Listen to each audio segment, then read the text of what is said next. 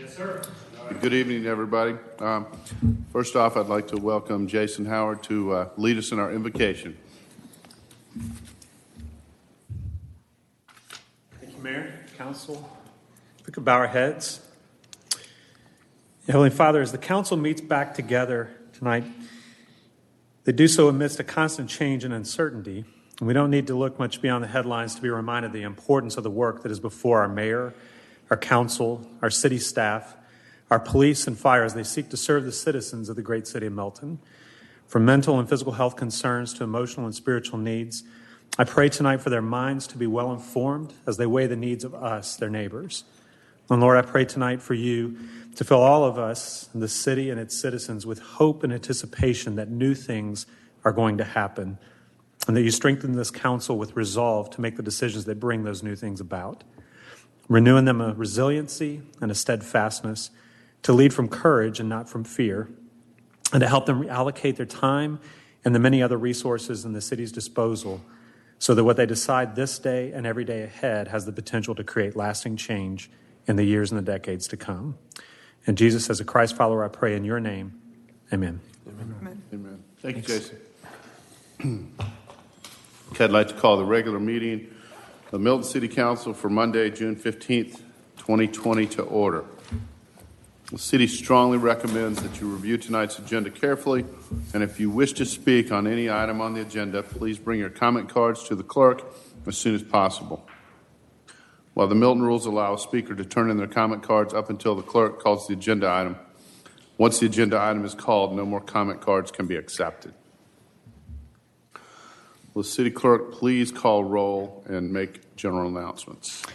Good evening, Mayor and Council. I'll be happy to call roll for the June 15th, 2020 regular meeting. As I call roll this evening, please confirm your attendance. Mayor Joe Lockwood. Here. Councilmember Peyton Jamison. Here. Councilmember Paul Moore. Here. Councilmember Laura Bentley. Here. Councilmember Carol Kirkley. Here. Councilmember Joe Longoria. Here. And for the record, Councilmember Rick Morg is absent. Would everyone please stand for the Pledge of Allegiance? I pledge allegiance to the flag of the United States of America and to the republic for which it stands, one nation, under God, indivisible, with liberty and justice for all.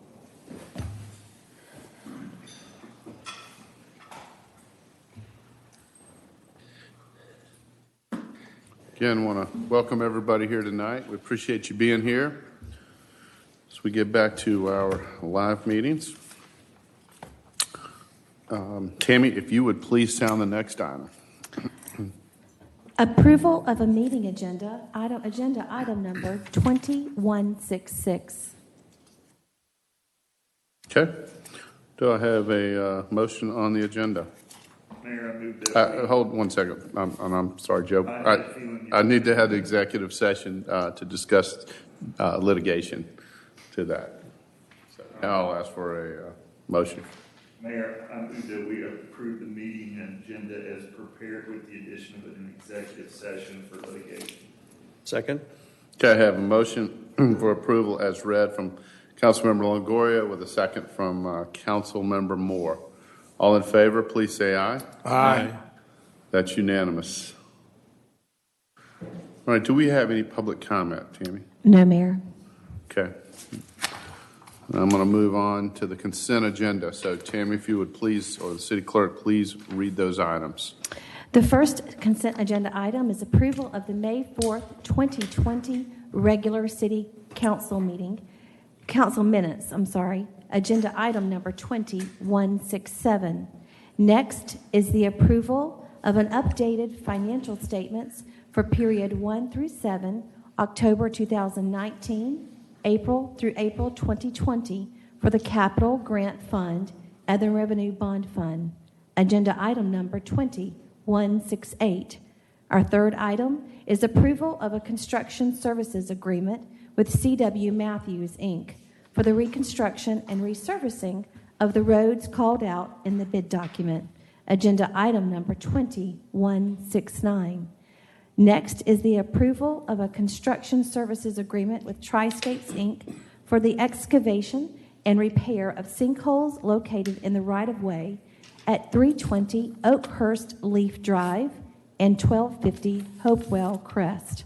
Agenda item number 2170. Our fifth item is the approval of a contract between the Fulton County Finance Department and the City of Milton for water service at Cox Road Sports Complex. Agenda item number 2171. Our sixth and final item is approval of a contract between the City of Milton and AT&T to move circuits from 13,000 Deerfield Parkway, Milton, Georgia, to 2006 Heritage Walk, Milton, Georgia, for the phone system and to increase bandwidth for improved functionality. Agenda item number 2172.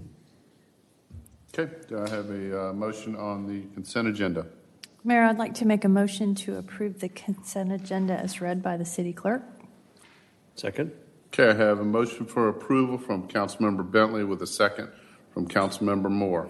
All in favor, please say aye. Aye. That's unanimous. Okay. Tammy, if you would, or City Clerk, please sound the items under reports and presentations. The first item is presentation on farm wineries as it relates to Chapter 4 alcoholic beverages. Ms. Sarah Ladart. Good evening, Mayor and Council. When I was before you on June 1st, we passed the Chapter 4 alcohol rewrite, but you asked us to take a deeper look at the farm wineries. So we've come back with a few suggestions. So just to start at the beginning and recap, the purpose of the Chapter 4 rewrite was to create new opportunities while also still very clearly stating that bars and nightclubs are restricted within the city. The concerns about farm wineries that Council had was, would this ability to serve beer and liquor at a farm winery change the fundamental use of the land away from its desired agricultural use and the potential negative impact on the neighbors? So our goals here today would be to find a solution that complements our current zoning policies, taking into consideration the concerns of our current farm wineries, making sure the correct structure is in place for future farm wineries, and considering the impact on the surrounding neighbors and the community. So the three choices, Steve Krokoff and Robin McDonald and I met and talked about these, and these are the three that we would like Council to consider and take a look at. All of these minimums and the numbers are your decision to make. They're just suggestions that we had. So the first one is to simply allow it by right. If you're a farm winery, you can apply for consumption on premises without any other considerations, no restaurant. It's just allowed by right. So the pros of that is it matches the state regulation. It's easy. The revenue that will generate from people getting a consumption on premises liquor and beer license. But there's no consideration of the impact on the neighbors, and there's little oversight from the city as far as sound, traffic, and parking. The second one is to put a few stipulations into Chapter 4 where it would still be allowed by right if you, for example, had a minimum of 20 acres of land. No more than a certain percentage of your sales can come from beer and liquor. Having a closing time, and then Sunday beer and liquor only if you meet the state's 50-50 food to alcohol ratio. With that, you get some internal consideration because we have put a few rules in place in order for you to get it. If you meet these criteria, you can get it without going through the use permit process, and again, the additional revenues. And with it, you have some consideration of the impact on the neighbors. You have a little bit of oversight from the city, but it does remove the opportunity for smaller parcels. So if, say, you have a 5-acre farm winery, they never even have the opportunity to come and ask for a liquor and beer license. And then allowing it by use permit. So put those same criteria in place, but you actually have to come in, apply for it. We're going to get the input from the neighbors and the public. A lot of oversight from city staff. They'll have to submit site plans where you can look at parking and traffic and sound levels. Then the cons of that are the length of the process, and you're still removing the right of that parcel that's under 50 acres from being able to apply for the consumption on premises of beer and liquor. So those are the three. I would also like to say that I did a little bit of research into what both Dahlonega, Lumpkin County are doing and what White County is doing. My discussions with Dahlonega, Lumpkin County is that They only allow consumption on premises of beer and liquor with a full kitchen that operates at 50-50 food to alcohol ratio. Both Frogtown Winery and Montelucci Winery, they both have full kitchens and estimate that maybe 5 to 10% of their sales are from beer and liquor. An Accent Winery does not have a full kitchen and therefore cannot sell beer and liquor.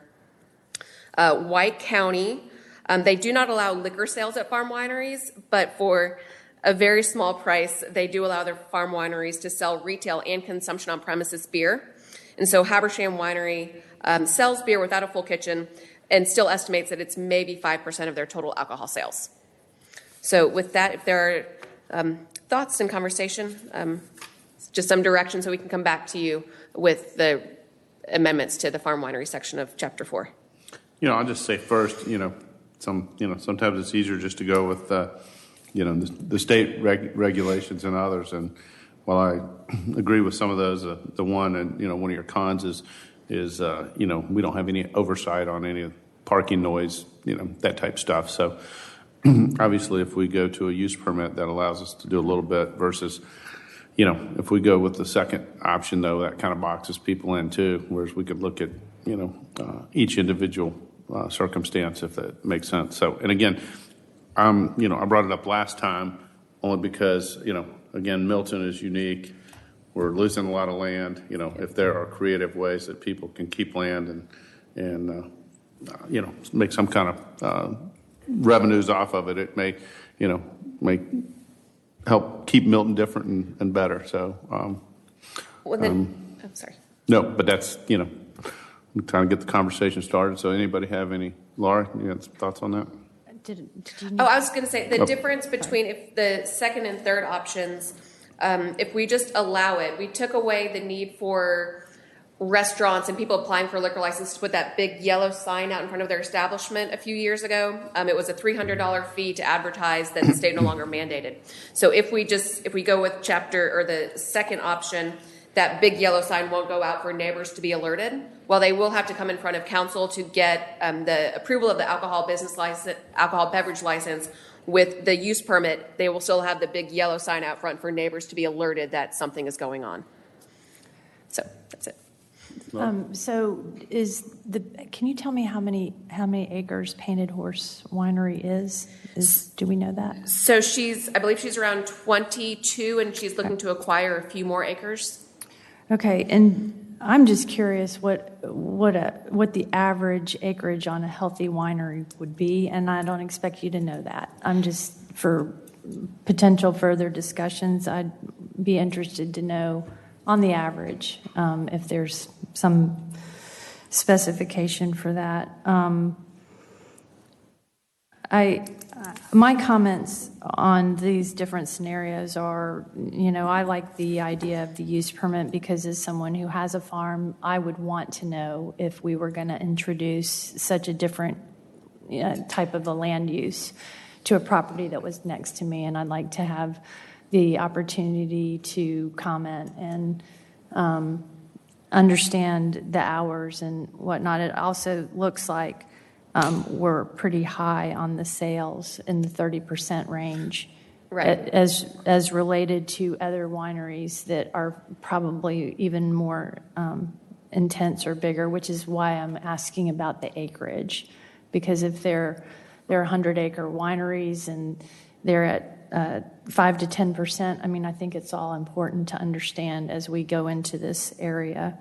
Because, we went to a lot of trouble in all of those different chapters to ban bars and nightclubs. And, I don't think we can be too careful with this as far as looking into the different options. So I've reached out to both the barns. Nightclub, next thing you know. Shenandoah Farms is a nightclub. Want to know. I reached out to the Department of Revenue and the Georgia Winery Group, and I haven't heard back from them with that question. Thank you. So hopefully we'll get that soon. But, ma'am, Sure. Okay. But a boutique is a boutique. We're probably not going to have working wineries per se. We're going to have the flavor of a winery per se. Okay. in speaking of painted horse, where exactly does one enter and exit? I've never really been clear on that. She has 2 entrances. What's the road? I think she has 3. I think she has 4 or 5 But she entrances doesn't- altogether. Sorry, I'll speak into this. She doesn't use the entrances on this street. She uses the few on this street. She's got Hopewell, and she's Clarify that. This street, but not on that street. Oh, I'm with you. I understand totally. So where her sign is at the corner, because she's at the corner, it's a difficult corner. And I understand it'll be improved in time, but that I couldn't really tell that her egress and et cetera would be improved. So do you go through the main gate? What kind of parking is there? Because it feels like given the situation and what we're moving to, like some oversight is. Robin wasn't aware of any parking plan that had been submitted. We've dug through everything we have. There are no parking plans for the farm winery as it exists. It's an agricultural use. They park in the grass. They park wherever they can on her property. Another benefit of a potential move, if you were interested into looking at a use permit, because now you can look at a site plan. You can designate where parking will be in relation to the neighbors, things along those lines. But right now, if you're asking for that specific area, I think she has done a decent job of being able to marshal her parking together, but it's not because of something the city did. Okay. Yeah, I probably align that. I couldn't see inflicting anything on neighbors that we hadn't looked at first. I mean, it just would not be fair. Sure. That's the beauty of the use permit, because then we can review it. Right. Paul? Yeah, I think my thoughts are similar to what's been shared already. I would add one caveat to that is I think that although we're discussing one in particular, I always hate it when we contemplate legislation when we're thinking about one specific entity, and that's not how we should do our ordinances. It's not how we should make our plans. So we should contemplate something that paints the big picture for what a farm winery should look like here. And if this particular entity needs to apply for something that's not consistent with that, then we look at a use permit that's separate and apart from that. So you legislate for that one use for that property, and then you get the engagement of the community that would come along with that. Because if you just read it straight up right now, if you were to ask me to contemplate what has been proposed to us, it's no different than defining a bar. And we don't allow bars here. So there's got to be something else that comes in the mix of that allows us to consider that.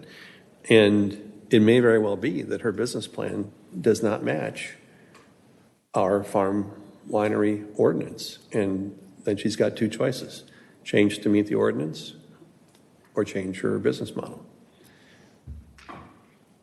Okay. Anybody else? Joe?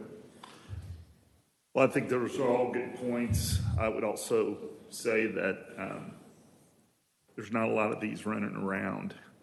And so the challenge is, how do we plan for a future instance of something that may very well be a one-off?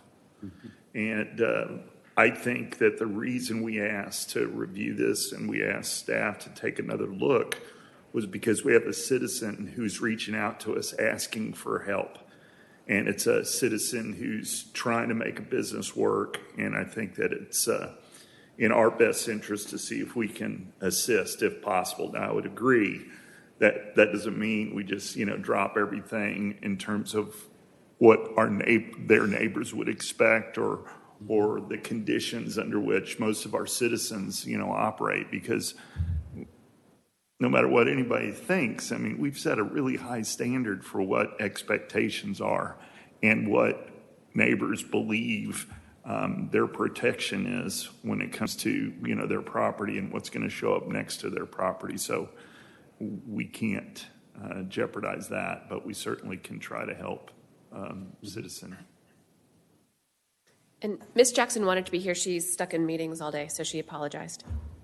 Yeah, I just think that I do want to say on the record, though, I admire and appreciate the creativity in bringing something different to Milton. And so that's a tag on to your comments about trying to be proactively helpful. Yep. So thank you, Sarah, for your input. I hear some good feedback. And, to Paul's case, I agree with your statement of, you can't mold it under one circumstance, but I'm also thinking along the lines of what Councilmember Longoria said, that this may be it's not like we're probably going to have 20, 25 more farm wineries, so got to kind of blend it in the middle there.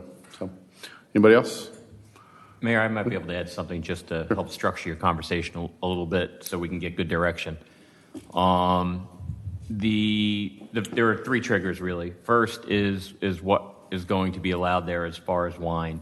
Currently, under our ordinance, she is only allowed to serve her own wine that she makes there and other Georgia wine. That is just our ordinance. Under the state, she could serve what's called foreign wine, and that's all wine in addition to Georgia wine. So wine from California would be considered foreign wine, just like wine from France would be foreign wine. In talking with just this person, if she was creating a priority or hierarchy of what she needs, her highest priority was foreign wine. Because the cost of Georgia wine apparently is quite expensive. And if you're going to do it by the glass or by the bottle, it becomes prohibitively expensive, and it affects sales, apparently. So that was when she was giving us her hierarchy. You could do foreign wine, and you could do that whether it's by right under the current farm winery, or you can make it part of a use permit. But it can go anywhere along that spectrum. The next thing in that hierarchy was malt beverage, beer. That was the next level of need.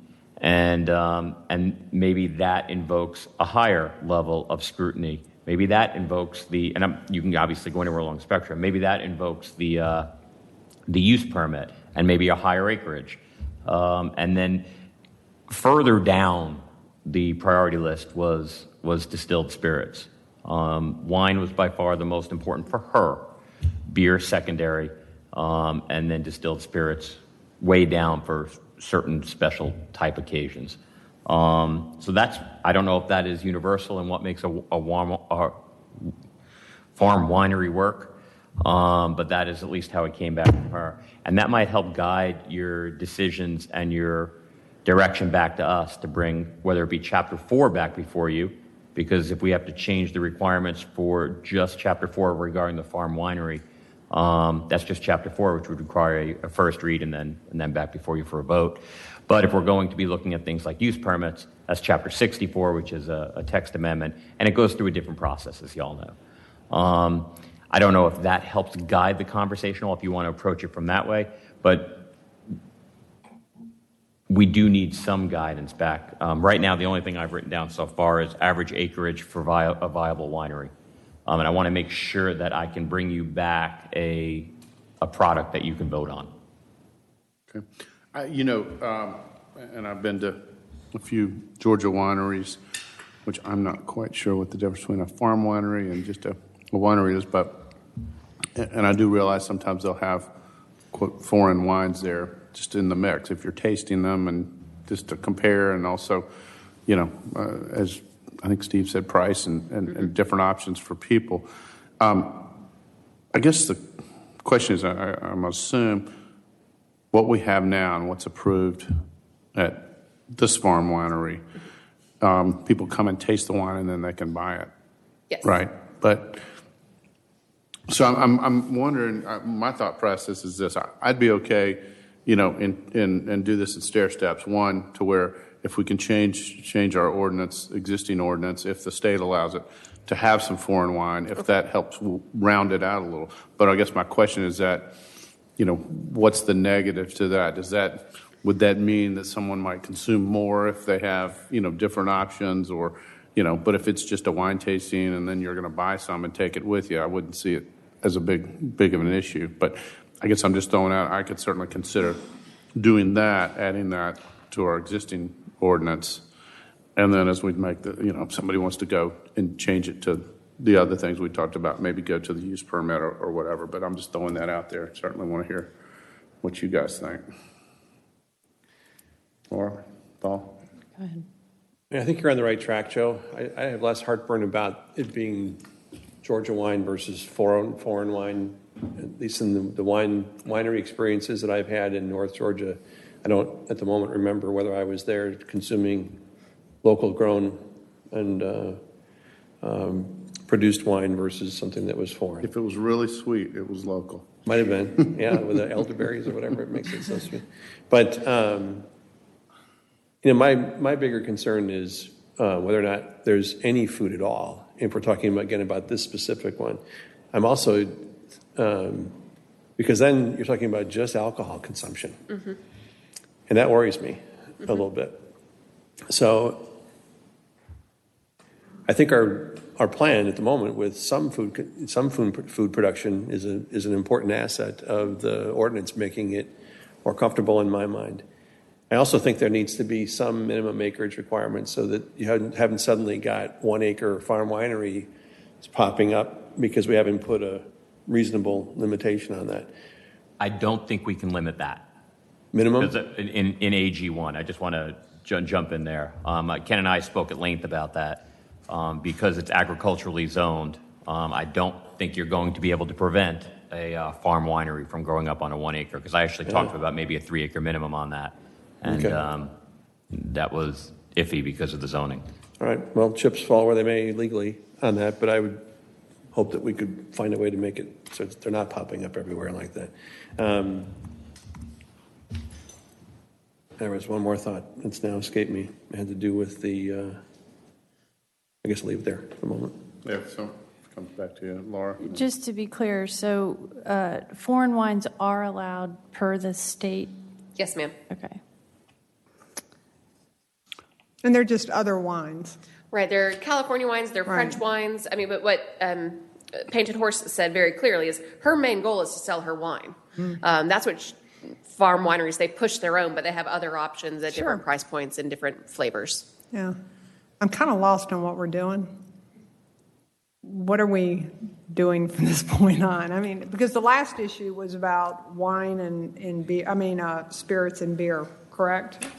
And so what's our protocol to get there? Right now, obviously, the 3 options we had, if we just make a change in Chapter 4 or bring it all the way to a use permit as we're talking. So right now, you're just looking for a little bit of direction. Right. Do we bring it back to you as to where it all has to be under use permit? Is there a small tweak you want to make within the existing and somewhere in between? Is that right? Correct? So I mean, where you're looking? We could just amend Chapter 4 to say you are allowed to have foreign wines, and that would satisfy her immediate, like her number one need, and not go into the beer and liquor. We could do that and do any number of these with the beer and liquor. Yeah, and I don't see the difference between one wine or another wine. So to me, if they're serving wine, it doesn't really matter where it comes from. That was kind of my point. I mean, I don't think the neighbors or the community is going to change anything for the neighbors or the community because we've already approved it as a farm winery. That's why I brought up, if we're going to do something simple, but then if you guys want to bring back to us, so we have a process if they or any other wants to go further with the beer or the spirits or, other changes. But Peyton. Question. You mentioned Dahlonega and Lumpkin on the 50/50. Yes. Was that for the foreign wine too? So No, that was to have beer and liquor. Oh, okay. Okay, so they can have, there's no minimum food. No food and whatever wine you want. Okay, and that's allowed? That's allowed. By the state regulation? Yes. Okay, then. Okay. But I think the one thing, too, to keep in mind, and I'm assuming this is just going to have to be a business practice, a lot of wineries have, whether it's cheese, crackers, things that to clean your palate in between, so it kind of, by default, there's some food there. Yeah. Okay. Well, It doesn't have to come out of the kitchen. Right. Yeah, well, Comes out of the cabinets, fridge. my point was just that it's already, allowed. Yeah. And so I feel a little bit safer with that allowance as a state, at the state level. So I feel comfortable in doing that without public notification because it's wine and it's. Well, and now, let me ask the question, then, is the council comfortable with, because it's under the state allows it, to allow our existing, Chapter 4 to be changed to allow foreign wine And then do we want to have a process where if a winery, whether it's the existing Painted Horse or in the future, a use permit process, or do we even need to formally do that now? Or do we do that if somebody wants to, come back and ask for something? Well, they've already asked for it. Yeah, I don't want to create a use permit if no one's going to apply. No, that's what I'm at. So I'm Well, fine let's use with a that. scenario. Let's say we change chapter 4 to allow foreign wine, and then let's just say Painted Horse wanted to say, well, we want to have, beer and distilled spirits or something else. Then they'd have to come back for a use permit, but do we have to address that now or, in the near future unless they ask for that or somebody else does? You don't have to address it now. I know what her desire is. And again, I know this isn't just about this one place. But from a farm winery standpoint, I think the allowance of the foreign wine would be a big benefit. And just so you know, the idea behind the Georgia only wine was purely local economic development. There was nothing else behind that. We do that with some of our limited taps and things like that, which make sure that we put Georgia first. So that's the only benefit. It's not going to limit the other things that you may consider that might come along with a farm winery. It was only economic development. I guess to clarify that, what I'm wondering or asking is, let's say, and it sounds like the council's okay adding the foreign wine. Okay. Okay, I'm just Yeah, making assumptions we are. here, but it sounds like they are. Let's say that you do that and bring that back before us to approve. Then do we have to formalize a special use process for farm wineries? Or if this Painted Farm comes back 6 months from now, 3 months, says, I want to have beer and wine, or I want to have this and change that, then would they just apply for a use permit and then you craft it, or does it need to be crafted? It would need to be crafted. There's Okay. no use permit currently to Okay. apply for. Right. Okay. So we'd have to create a use permit that would, I don't mean to jump in on your game there, but you would have to craft a use permit around farm Okay. wineries Okay. that would bring in the beer and distilled spirits if that's what you chose to do. Okay.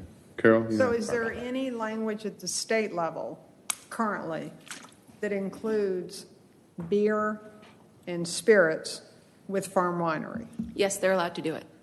So if we're going to go ahead and do this with the foreign wines, why would we trot people back in for a special use for this other if it is already a baseline at the state? I may be able to address that. I think more of what the state contemplates in these farm wineries are large, expansive pieces of property where you have these large wineries where parking and noise, you're not even going to see them, let alone hear them. And I think just because of kind of the way that Milton's set up, we do have more concerns because we're not going to have that same 100 plus 200, 300,000 acre parcels where these farm wineries are, think almost like a Chateau Elan. That's not what we have here. We're going to have to, we're just a little bit more compressed. And I think that's what drives it. But yes, state law, they're all allowed by state law. So how would we then, more so than control what's served, would we want to control then how many people can be in attendance? Is that the goal? And that's by use permit, right? Okay. That's one of the benefits of the use permit. It lets you look at each individual thing, each individual entity that would come before you, because each one will be unique. They'll be set up differently. The neighbors how they abut the neighbors might be different, and you have more control over how you can create a site plan that wouldn't necessarily impact the neighbors so much. That's the benefit of the use permit. That the individual control over each individual potential operation. There may be one in the city of Milton, and this becomes a moot point. Anybody else have anything? I guess I'll ask the question of the council. Would the council be in favor of changing Chapter 4 to allow the foreign wine and then asking staff to craft a use permit in case someone brings something forward in the future, whether it's this one or another one? I'm good with that. Because we need to have some flexibility that we can offer folks that want to try to do this. So would the applicant be interested in splitting beer from spirits? They Is that- could. Okay, because, I mean, the whole point Yeah, I think was. Steve did say that in the Yeah. hierarchy, the Right. spirits was the smallest. Yeah, well, I mean, because we've already, I mean, that is Well- the issue that that person felt was the difference between making money and not making money is having an alternative. Well, let me, let's ask the question, or I'll ask the question to you, because we go back to, let's just say, a seafood restaurant, they've got to have a hamburger or something, or vegetarian dish, because some people don't want. I could see a beer, is there any appetite of the council, maybe it's very small, 5% or something to allow some Yeah, kind of I craft think that's beer? fair. I mean, I'm not I really do. I promoting think that or it's very whatever, I'm fair. just asking. And would we want to use, I'm in favor of using the word craft because that's again in general supporting local, but that's a defined term. So would we want it to be craft beer or just beer? I think it's beer. Okay. So, but I'll ask questions. Anybody else want to do that? I like what we had. With What's just that? I like just the wine for now. I mean, this is like our first step into it. That's just me. I don't know. One step at a time. So the wine with a, with a use permit for, if they want to go further. Yep. And would you want a food? So I didn't include any sort of food ratio, only if they wanted to do Sunday, but to be able to sell beer or liquor at whatever point would you want there to be some sort of food requirement? Would that go to, that'd be on the use permit, obviously. Yes. The only thing I'm hesitant on that, I mean, I certainly, because I've been to some where they just have these pre-made cheese and snack plates and whatever to kind of help with that, but I just would, if we were under the perfect scenario and somebody had the right property and the right business, but it wasn't viable because you have to build a big commercial kitchen and all the health department laws and all that, I could see that Okay. being, but that's what I'm throwing out. That's the only reason I hesitate, and maybe you research it before you bring it back, but Okay. that we have a mandatory food if it's not covered by state law, if it's not demanded by state law. And I would be in favor of, dropping that percentage way down and considering prepackaged Right, something that cheese you do and, have I mean, food, on a use permit, so. Okay. You look at, there are viable businesses in our surrounding community that are based on cheese and crackers, the charcuterie, whatever it's called. Yeah. And that doesn't necessarily require a full-blown kitchen to do that. It And just, so there needs to be something like that that's available to the patron to offset the alcohol Okay. consumption. Maybe it could be quick food, But it doesn't it have wouldn't to- have to be prepared on site. It Right. could be catered or, Okay. okay. Okay. Could I just ask a quick question? And you may have understood this. Council Member Bentley asked for percentages to be way down. What was that in reference to? I'm assuming the 30% down to like maybe 10%? 5 or 10, 5 or 10, which is whatever is in the state. Is that where you Oh, it's got not it in the from? state. That's It just was- when I called and I talked Okay. to the different wineries. I said, estimate the percentage Okay. that's actually beer and wine, and they all said between 5 and 10%. Yeah, so that's good information, and that would make me more comfortable. But let me ask you a question. Is that a requirement, or is that just what they're saying their sales are? That's just what they're saying their sales are. Right. And where did we get 30%? 70-30 food to alcohol Okay. was a number we'd used in the past. So I think that's that's it. the To start the 5 that conversation. you got, that's almost telling us what the market is versus what a requirement. And I think to your point, maybe Steve, somebody said, if it's 150, 200 acres producing wine versus 5 acres, it may be a little different scenario, or different ratio, so. And you could do that by use permit. Yeah. You could, and I should probably check with Paul, but if you might be able to determine the ratio by the venue. I mean, you can work it in. You can make it as complicated or as simple as you want. We're good at complicated. Well, I think the scenario, I'm just make the assumption here, if we change chapter 4, council's okay, you guys going forward and bringing that before us, we may or may, if we're prepared to do a special use permit application, we'd be prepared if that's brought before us, and then obviously that's going to be on a case-by-case basis and different parameters on each one probably. Okay. If you've got a template. Is that everybody, anything you guys want to add? Yeah. Yep. Okay. All right, Okay. staff got direction. Thank you Yes, very much. thank you. Very clear. Thank you. Okay, we don't have any items under first presentation, so we'll move on to a public hearing. The city clerk will please sound the next item. The consideration of the issuance of an alcohol beverage license to Milton Scratch Fresh LLC at 12890 Highway 9 North, Suite 160, Milton, Georgia 3004. Agenda item number 2173. Ms. Bernadette Harville.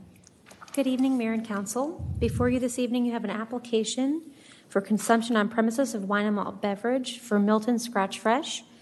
The applicant is in compliance and staff recommends approval. Okay. Are there any questions on this? Okay. I'll open up for a motion. Mayor, I move that we approve agenda item number 20-173. Okay. Do you have a second? Second? Okay, I have a motion for approval from Councilmember Longoria with a second from Councilmember Bentley. All in favor, please say aye. Aye. That's unanimous. Thank you. Okay. We don't have any items tonight under our zoning agenda, so we'll move to unfinished business. And if the city clerk will please sound that first item. The first item is the consideration to adopt the revised Milton Tree Canopy Conservation Ordinance and Tree Conservation Manual. Agenda item number 2157. Mr. Parag Agrawal.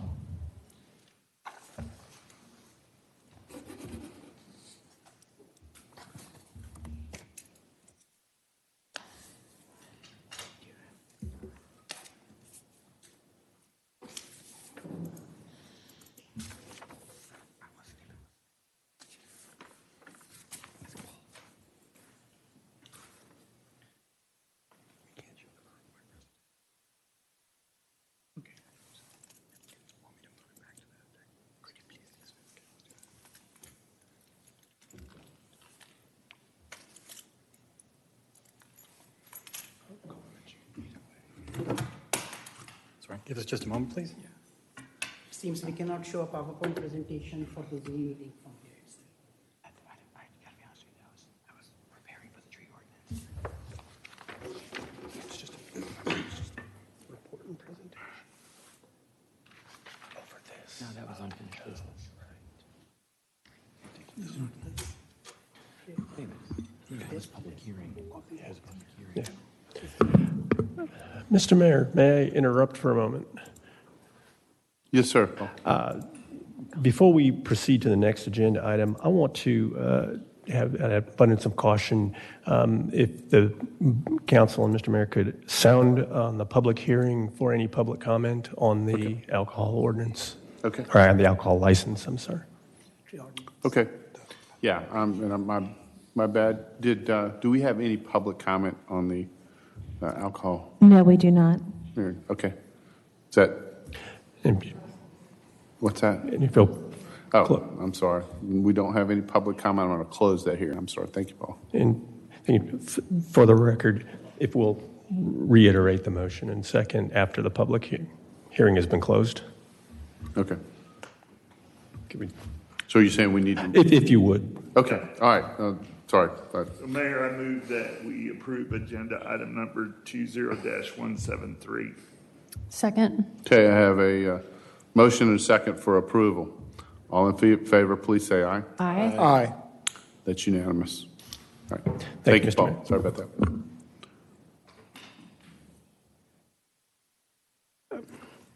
I'm Parag Agrawal, City's Community Development Director, and today we are here to present you the final draft of the Tree Conservation Ordinance and the Tree Conservation Manual. Today, I also have with me City Arborist Sandra Doet, Conservation Project Manager Teresa Stickles, and City's Development Coordinator Dale Hall. Sandra has served as the project manager of this ordinance update and has worked very hard since the last 18 months to make sure that we have one of the best ordinances possible. As we all know, the Tree Conservation Ordinance is very important to preserve and enhance the character of Milton.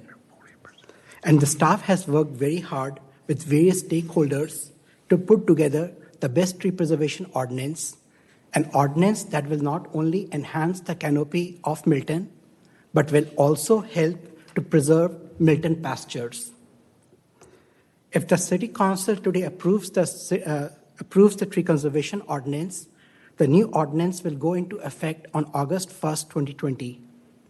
This will give the city staff approximately 45 days to conduct community outreach and schedule training workshops for Milton residents to educate them about the various requirements of the new ordinance.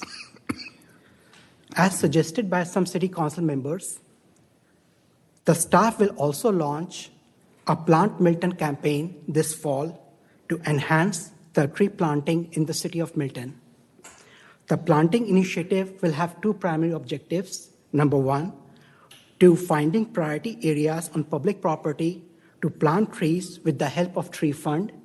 And number second, encouraging tree planting on private property by partnering with private nurseries and private businesses to hand over free trees to the Milton residents.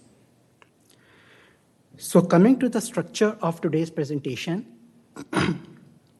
in today's presentation, I will start by giving you a very brief overview of the process. It has been almost 3 years now, so I will be very brief. After that, Sandra will walk you through the major changes of the tree conservation ordinance and also the major changes of the tree preservation manual. We still have 1 or 2 open items, so Sandra will seek feedback from the city council members on some of those open items. And at the end, Teresa will give you a broad overview of the Plant Milton campaign that will be launched in fall of this year.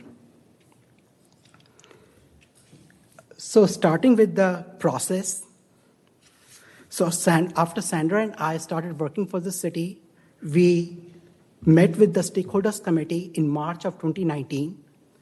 The Stakeholders Committee comprised of approximately 16 members, and it included developers, business owners, residents, environmentalists. So I will say it was a very balanced group. We met with the Stakeholder Committee a few times, and in June of 2019, the consensus was reached on the updated ordinance. In July of 2019, we started working with the Planning Commission. We met with the Planning Commission on 3 separate occasions. So the Planning Commission and the Stakeholders Committee was on the same page on vast majority of the things, but there were a couple of disagreements. So we had a joint work session of the Planning Commission and the Stakeholders Committee members, and all the, I will say, disagreements were ironed out. In December, we had a joint work session of the Planning Commission members and the City Council members.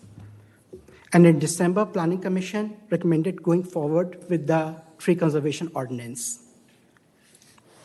We again met with the City Council members the second time in March, and we basically discussed 3 things with the City Council members in March. The first one was the protected tree size. The second was the tree removal permit fees. And the third was how we can incentivize the large lot subdivisions. And based on the feedback we received from the City Council members, we have updated the ordinance, and I will ask Sandra now to, number one, she will first go through the goals and objectives of this update, and then she will walk you through the major changes of the ordinance and also the major changes of the tree manual.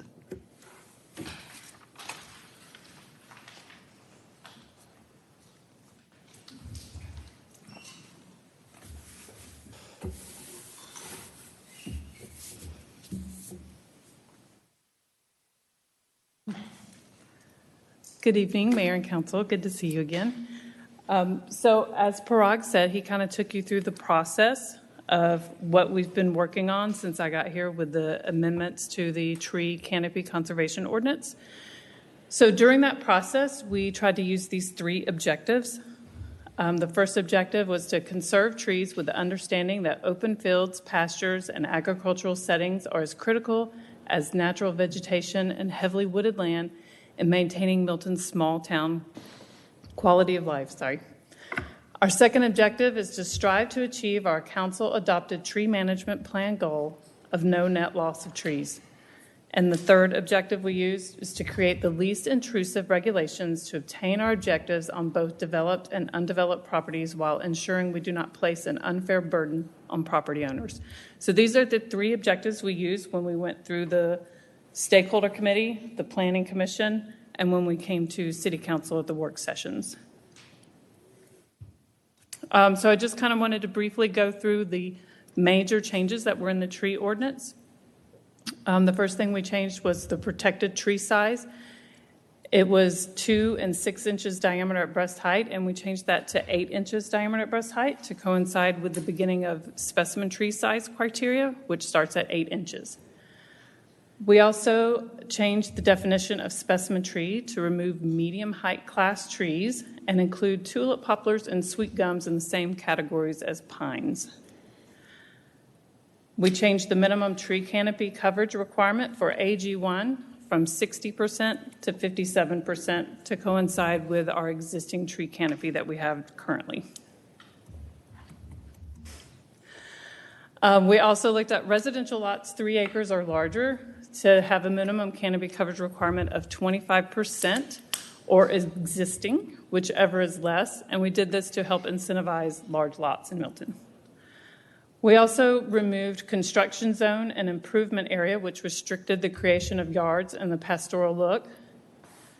And in doing that, we also made existing trees be part of 1/3 of the required canopy coverage during development to prevent clear cutting.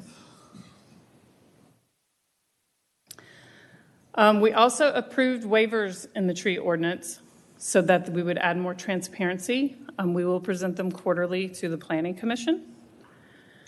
We also allowed for reasonable discretion for tree removal on existing developed properties. And when we say developed properties, we are talking about existing homeowners in Milton. And the rest of the work was focused on streamlining the tree ordinance, removing redundancy, and keeping word consistency throughout the tree ordinance. So we also made just a very few minor changes to the tree conservation manual, which is kind of a supplement to the tree ordinance and will be adopted along with the tree ordinance. So in the manual, we added the community forest vision and goals from the tree ordinance that was taken out of the tree ordinance and put into the manual. We also moved some technical items from the tree ordinance into the manual because the manual is meant to be more of a technical guideline. So we felt that stuff belonged in the manual instead of the ordinance. And then we just also added language, which was actually in the tree ordinance, to ensure that the ordinance would govern over the manual if there was ever a conflict between the two. Okay, so just a quick reminder, at our last work sessions we had with City Council, we discussed protected tree size, and the decision or the discussion was to leave it at 8 inches DBH. We also talked about application fees, and there was no change made to that as well. The last thing we talked about was large lot incentives, and we did make a change based on your recommendation to reduce that minimum canopy coverage requirement to 25% instead of the 57%. Can I jump in a second? Sure. After I told you I wouldn't. I just want to make sure that, so leaving it 8 inches, that I just don't want that to come across misleading. You just told us not to make any changes for this presentation, but open that up to discussion. That was not something you agreed on leaving at 8 inches. Just want to make sure we're clear on that. That's just where it had landed at 8 inches. That's correct. The only one you directed us to make the change on was the larger than 3 acres. You were still, there still may be interest amongst the council to discuss the others, and I don't want that to come across misleading. Okay, and so one of the last things we discussed at the prior work session was how often the tree canopy would be measured. The ordinance says that it would be measured every 5 years, so we had a recommendation of doing it every 2 years. And we left the language as not to exceed a 5-year period because we felt like that captured the 2 to 3 years. We can still do it in 2 to 3 years, but we won't let it go more than 5 years. And there are some costs that would be associated with the tree canopy measurement as well. So let me see so are there any questions about that before Teresa gets into her talk about the education? Laura? and then Joe, and then Peyton. All right, so I just need to go through the 3 acre, the 25% thing. So these are scenarios, so bear with me. So 3 acre property owner has 3 acres. They sell 1 acre. So that 1 acre is then held to the tree canopy ordinance at 57%. The remaining 2 acres, if they need to pull an LDP for any reason, they will also be held to the 57%. Yeah, Okay. assuming it's AG1, yes. Okay. So 4 acres. Okay. So the 1 acre is still held to the 57%. The remaining 3 acres are held to 25% or existing, whichever is lesser, correct? Okay. Correct. Okay, so that the or existing, whichever is less, that's important, and I don't think it has yet been changed in the tables, which is what we will capture tonight. Is that right?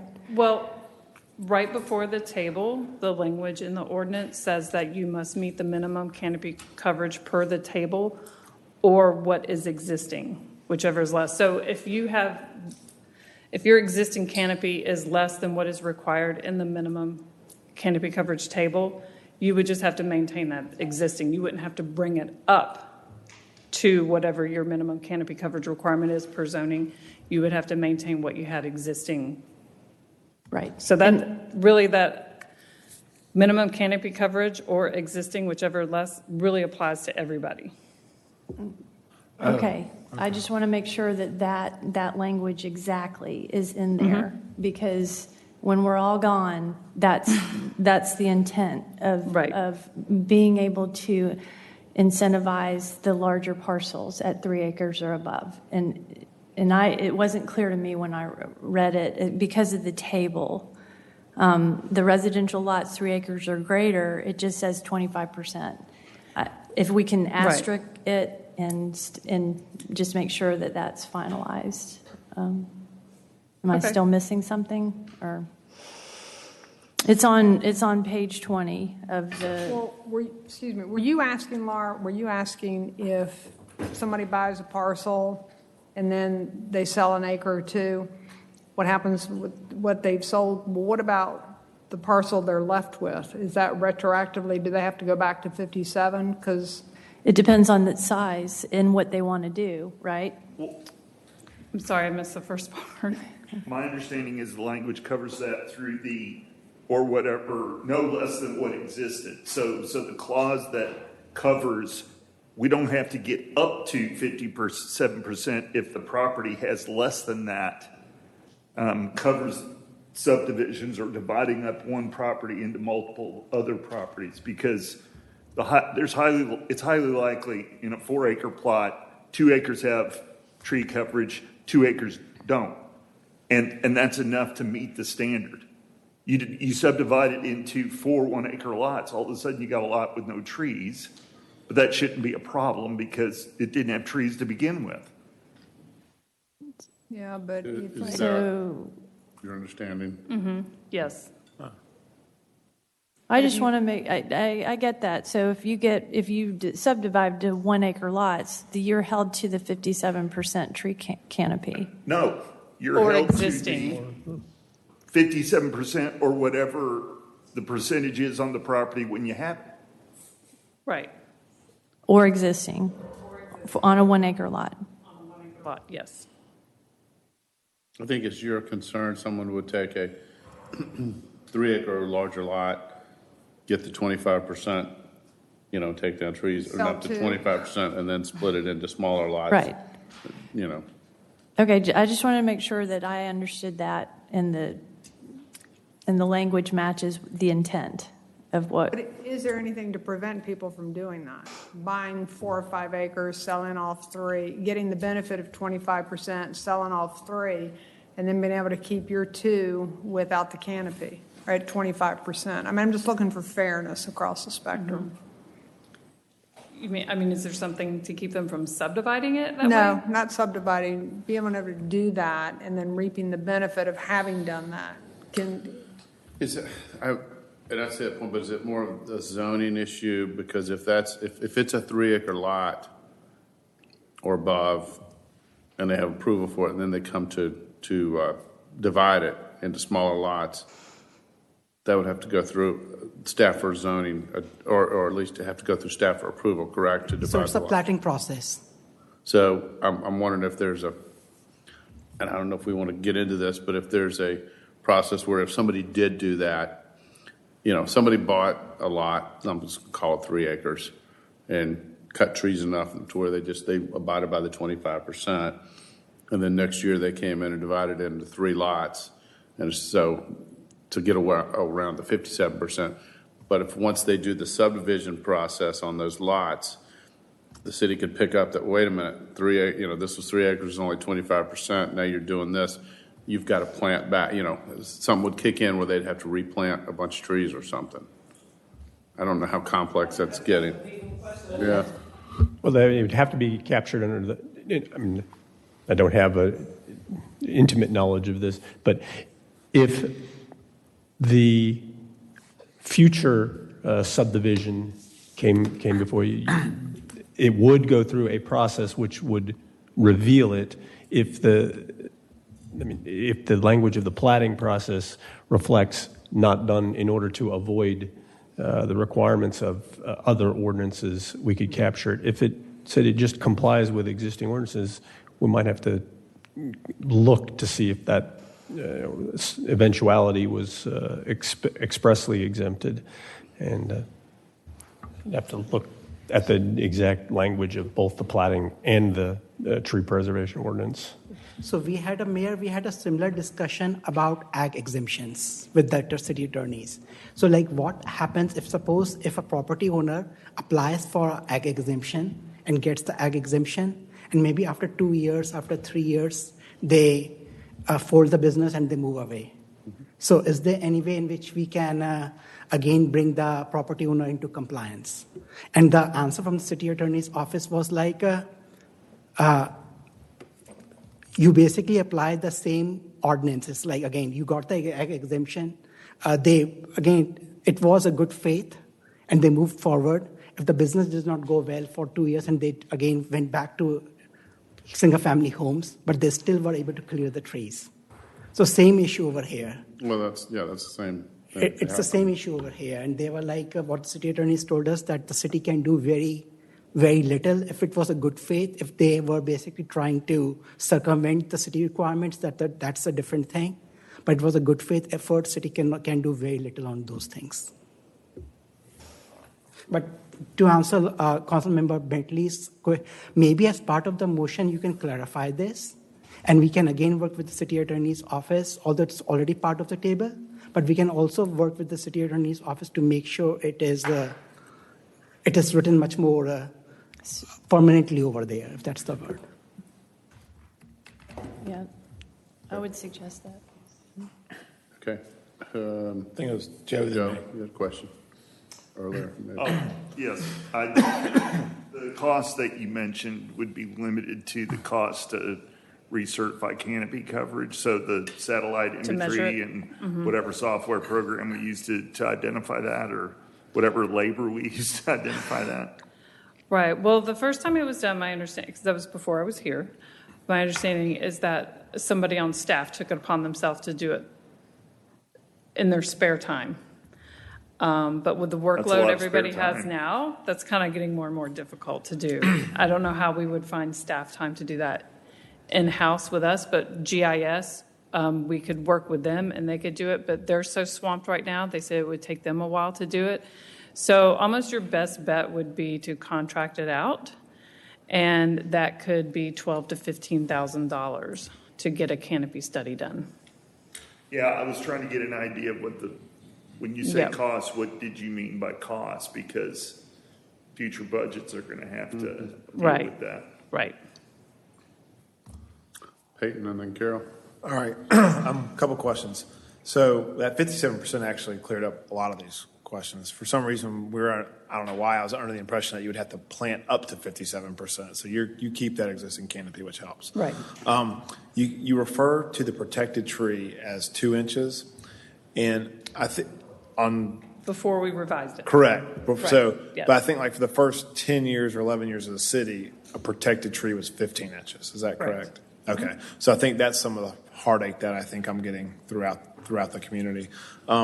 So when you mentioned the tree canopy survey, I have a second question. So let's say you got 2.5 acres, canopy coverage is 45%.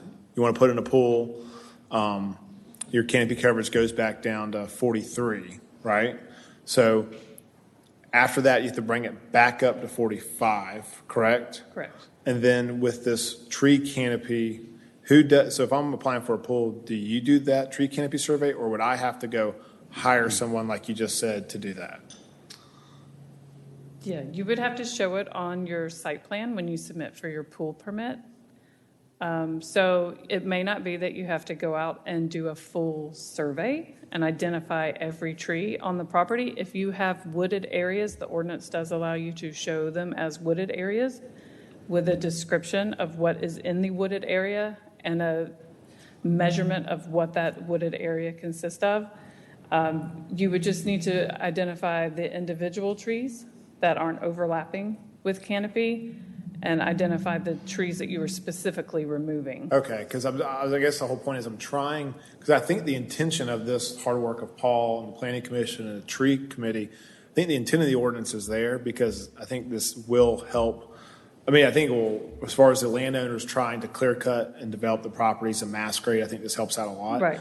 Where I think I see some of the heartache and the heartburn are the individual landowners that are already here that want to put in a barn or want to put in a pool or stuff like that, and trying to alleviate some of that red tape that I think we're probably going to be more burdensome on them now, I guess. Because I could see the phone calls when someone's put in a pool and say, "No, I got to do a tree survey, and now went from 15 inches to 8 inches. It's going to cost this," and so that's all I was trying to get at. Right. Well, that's a whole different process. So that's a development permit, and so anytime you are adding an accessory structure or a pool, you would have to go through that permit process, regardless of the tree ordinance or not. So that's a process that's already in place, and the trees are just a part of the process at that point. Okay. Carol?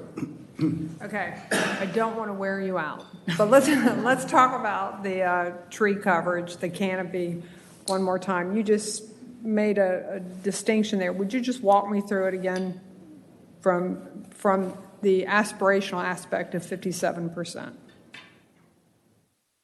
57 is our existing. Well, 57 is for AG1 zoning, and anything over.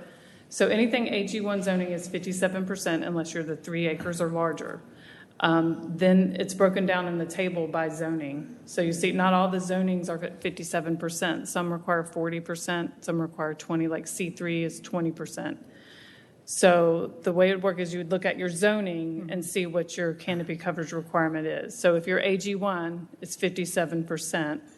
So, but if you have a 2-acre lot that is already below the 57%, like Peyton said, 45%, then you would just have to maintain that 45%. You wouldn't have to bring it up to the 57%, but you couldn't bring it any lower than what you had. Unless, to his point, you wanted to add a pool or a barn, and then you would go through a process to see if you could do that. Okay, so one of our tenets, of your 3 tenets, goal is to conserve trees, and I'm just going to quote this: conserve trees with the understanding pastures, open fields, and agricultural settings are as critical as natural vegetation, heavily wooded land, and maintaining Milton's small town quality of life, which is comprehensive and well written and well stated.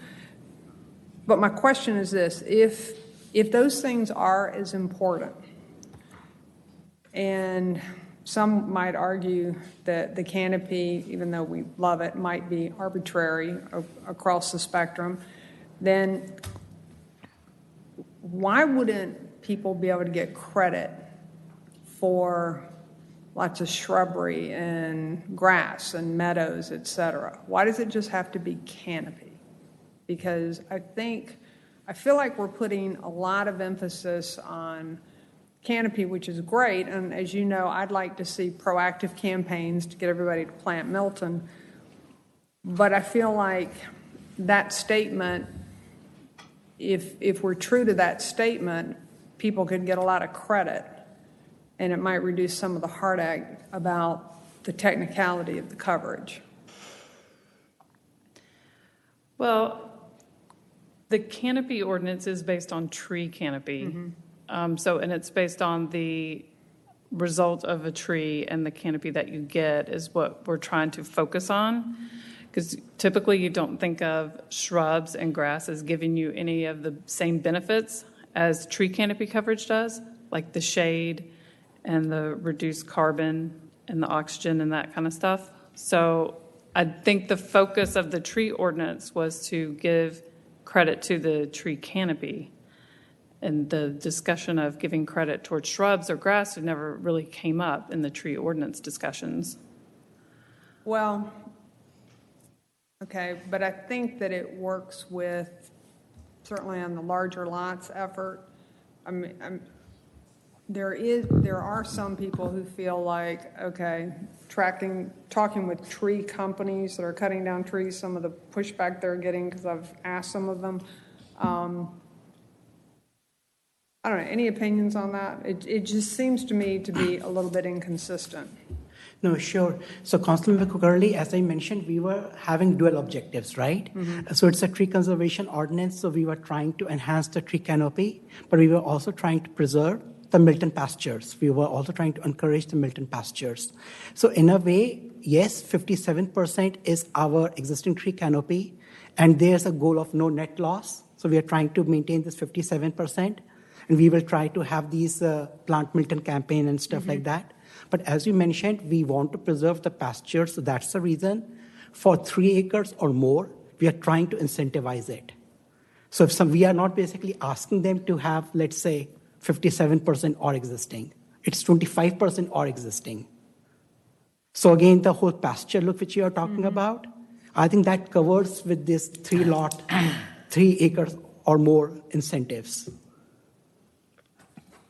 Again, we do want to make sure that the grass coverage and those pastures are encouraged in Milton. So again, we came up with 25%. If you want to say 20% or 25%, we'll be okay. But we do want to incentivize large lots in Milton.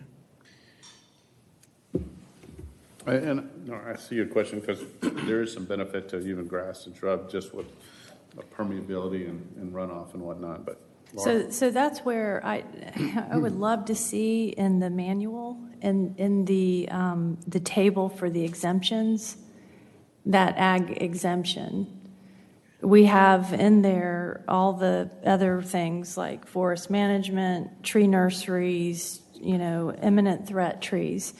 But if we really want to make people feel comfortable about coming here and buying a hobby farm, we need to have this document stand alone and document what our intention is with ag uses, which is grass, pastures, that yes, you can buy an 8-acre, 10-acre parcel and clear it for pasture, and that's what we consider an ag exemption. Doesn't mean you don't do soil erosion control. It just means that you can have animal husbandry and crop management, correct? Yes.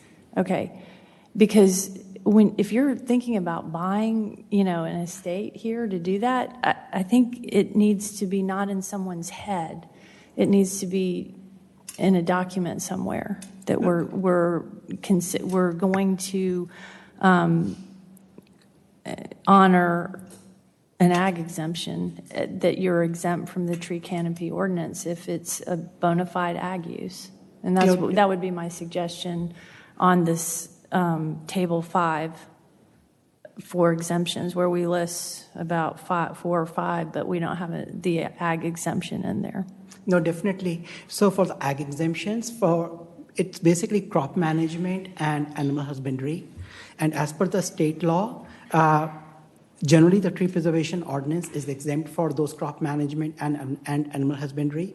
Right now, we are working with the city attorney's office to identify places where this ag exemptions should land at various places of the city ordinance. and we will make sure that we will let the city attorney's office know about city council's intent. It should also be part of the tree conservation ordinance, and we can always update this when we will be updating all other ordinances for the city. The unified code. So again, we will be, currently, I checked with Jeff Strickland today in the morning. He will be preparing a draft for the city council in the month of July. So most likely we can have a work session with the city council in August to go over all the places where this ag exemption language should be part of. And as you mentioned, Councilmember Bentley, it should also be part of the tree conservation ordinance, and we can always update that. Thank you. Carol, did that clarify or muddy? and I'll just make a statement too. And I know it's tough from the staff side and our group that Planning Commission and the committee and council. Trees are one of those things where you ask 100 people in the city of Milton, is important and save all the trees, and 99% are going to say absolutely. Until it comes to their yard, or if they want to put a pool in, or if they have a tree they want to take down, or somebody wants a farm and you want to have some pasture and whatnot. So this is a tough thing. It's you got to really think it through. So and again, trees are beautiful, they're beneficial, but also the thing people like about Milton is ride by and see a pasture and a fence and a barn and things like that too. So I know it's been a tough balance, and I think the whole reason for this rewrite came up with the pressure of development and clear cutting and everything was a lot of things were being developed. So I think we're kind of hitting where that's where we want to have the most control over, is to make sure a large development doesn't come in, clear cut everything and just looks barren and takes years and years for it to replant it and whatnot. But we also want to have some flexibility both with agricultural or something to incentivize large lots, as well as just individual homeowners, as Peyton mentioned, if they want to put a pool in and need to do something. We don't want to be too overbearing. So I think it's a good discussion, so we can hopefully come up with a good blend and a mix there for that. So, Paul? I have just a scenario question. I know we can't contemplate every single one, but there is one that's existing right now. So there's a AG1 large parcel today that is developing some pasture land, and in that they're taking down a large number of trees, which by this ordinance we should be embracing that. That's part of the look and feel of the pasture part of our Milton ambiance. But that's a net loss if you're taking down, let's say it was 100% wooded, and then is there a requirement that they still maintain some percentage that's wooded, or can they go border to border in an AG1 application? Well, if they are deemed to be a true agricultural use, then they are exempt from the tree ordinance. Okay. So they can go lot edge to lot edge. So in that scenario, and with the way we're going to hope to apply this ordinance, do we ever get that percentage back somewhere? Because that, by right, is allowed to do. And yet we've just reduced the canopy of the city. I could jump in on that just real quick. So a few things are going to be at play there. First, they're going to be exempt for the area of use, if I'm correct, from an agricultural exemption. Doesn't mean they just get to cut border to border. It's where they're going to actually have the agricultural use. And it has to be a bona fide agricultural use, animal husbandry and crop management. So not everything is just blanket agricultural exemption. The second piece of that, as far as that is something that's just beyond our control. You're not granting them that right. The state grants them that right. We have no choice but to allow that exemption. And in the second half of this presentation, in which Teresa is going to be bringing you, we are going to start all kinds of campaigns to grow Milton. I don't know if we landed on that slogan or not, but plant Milton. There you go. To continue to plant up areas that could be planted. We could take the Milton Country Club and add all kinds of canopy coverage there if we chose to, and other public areas. We could look at other areas that we own property to grow. Plus, we can look and try to continue to get our residents to embrace increasing their canopy size. There's no perfect formula in this because we can't. There are certain things we're just beyond our control, and those agricultural exemptions are just beyond our control. Yeah. That's the clarification I was looking for. But it is outside of our control, and there is no guarantee we're going to get it back. Nope. In that particular scenario. I do want to take a minute and sort of bouncing around. I want to go back and talk about the how often we do measure the canopy, and I know we talked about the cost associated with that, and whether it should what's the right number of years. And you know this is kind of a pet peeve of mine, so I'll bring it up for the benefit of council. And that is, I'm not convinced that at the 5-year mark that we're doing ourselves any favor if we wait that long to do that. So I'm basically saying this to my teammates here. If we're a 15-year-old city, we'd only be measuring it for the 3rd time at this point, and we know that a lot has changed in our city in the last since we created it. I think to allow 5 years to pass when there's still pressure for development, if we wait to the 5-year mark, that we've done ourselves a disfavor. I think that it should be a maximum of 3 years before we take that look. And I don't know what the staff workload is. That's not something that it's under our purview, but I would hope that it'd be something with the benefit of GIS that we could do pretty simply and don't have to farm that out.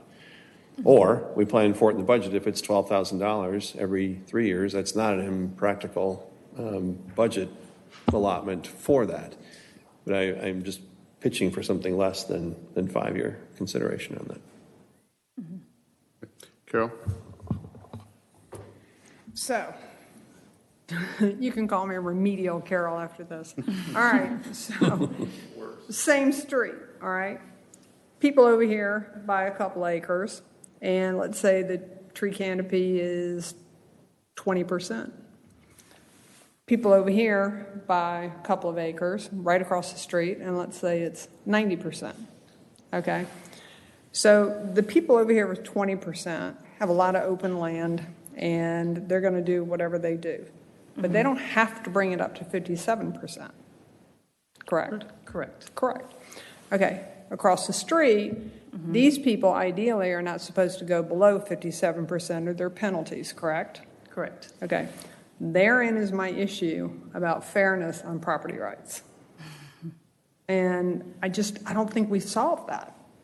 Because and I'm not saying that we should provide favoritism per se, but I think we have to be able to have some sort of an equilibrium. Now, I realize that, maybe they can go to a bank or they could do this, but that's just not, to me, in the spirit of fair play. I don't feel like that kink has been worked out yet. And that is no disrespect to all the hard work everybody has done. That is what has tripped me up from the beginning.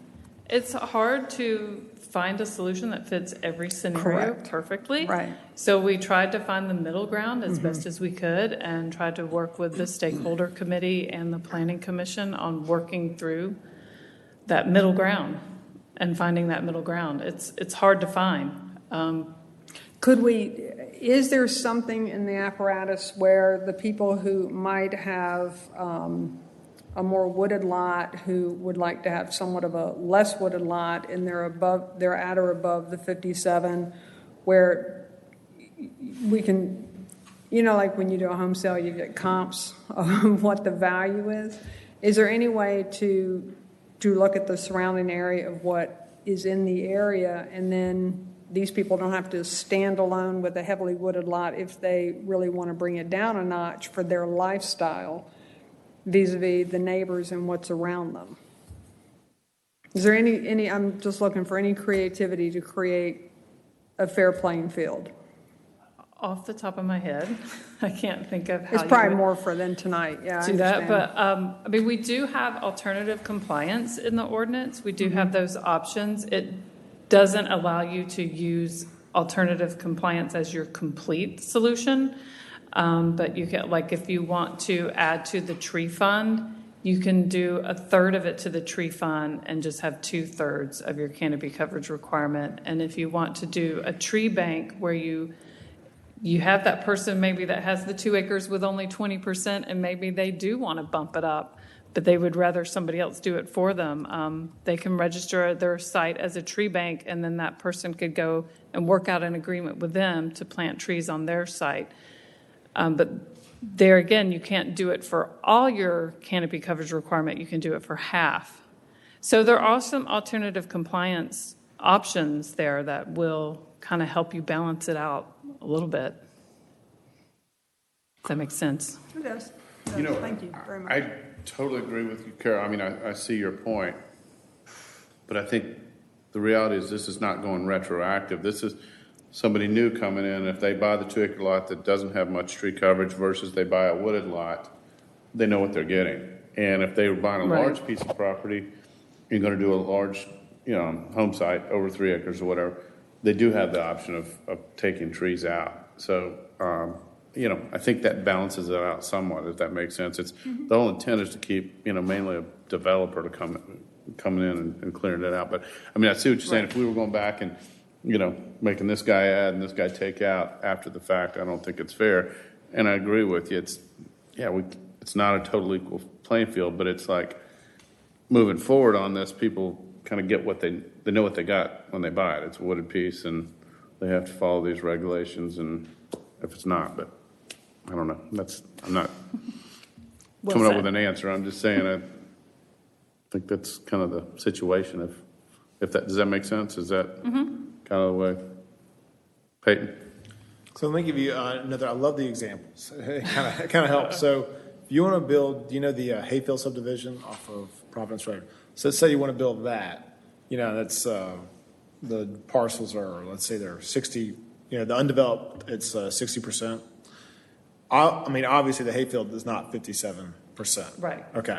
But I love the neighborhood. I don't know why. I just like it, I think a lot of people in Milton like those neighborhoods. So my question is, it's probably more of a 30%. That's just a guess. So if you want to develop a neighborhood like that, I guess they obviously can't meet the 57 with replanting Right, but they would maintain what's existing. So if they were already below the 57%, they would just have to. Well, that's what I'm saying. Let's say it was 60. Oh, if it was 60? Yeah, it was above. So if you're at 58 and you want to build that neighborhood, is it even possible to even do that? Because then you're going to go. It would look a lot different. See, that's what I'm saying. So how would it look a lot different? There would be more trees out there. But how would there be? I mean, that's what I'm saying. So you couldn't physically build those size homes with those pools and those guest houses anymore. If you want that type of development, is that correct? Or do you just write a big check to the tree bank, or is that another possibility? Because I think that's going to be another. Yeah. See, I think the issue is we want bigger homes. That's just me. Or maybe I would prefer a larger home with a pool and a guest house than if we're trying to condense the homes in order to fit more trees. Well, I think it is doable. I think everybody likes their home values higher. So I mean, that's what I'm trying to make sure we don't. Well, and you have people that argue that trees make your home values go up. But I mean, it is doable. It's going to look different. It's not going to have that open yard look that it has now. It would look that you would probably have more trees along the backyards and along the perimeters, but you would still have enough room for your septic and your pool. So I guess another. It may not be as big of a house. It may not be as big as a pool, but. See, but I think that's where I don't want to go down a road to where we're all of a sudden we're shifting Milton's development pattern in a way I think people don't want. So, but I see where if it's 30% canopy, like kind of going to Carol's point, if you have a 25% canopy or 30% canopy lot, you hit the gold mine. You can develop whatever you want. So I think we need to be careful on that. But two was, in order to plant, maybe try to plant up as much as we can to get to that. Because I heard developers and builders are trying to understand how this ordinance is going to, what's the causes and effect.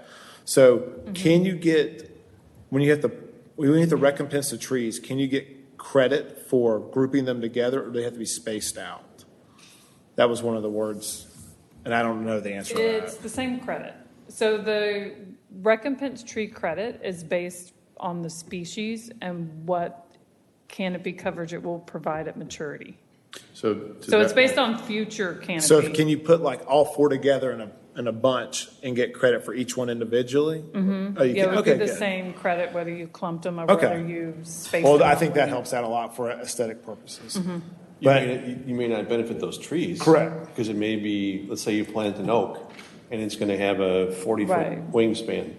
You wouldn't necessarily want to plant those 10 feet apart, but what you're saying is you can, and you would still get the benefit of the 40-foot wingspan of that, and you've accomplished the objective for your recompense or for your requirement on the lot. Yeah. But you haven't necessarily provided for the success of 4 40-foot oaks to develop to their... Okay, yeah, and I should probably clarify, when you can clump them together, you Right. still have to give them adequate spacing. So I guess that was my So- question is, in order to get a development like Hayfield or some of these other development that I think are good developments from, when you go inside, the question is, it sounds like you can't even plant up to the like you can't even, no matter how many trees you can put on the lot, you're not going to be able to make it work, I guess was my point.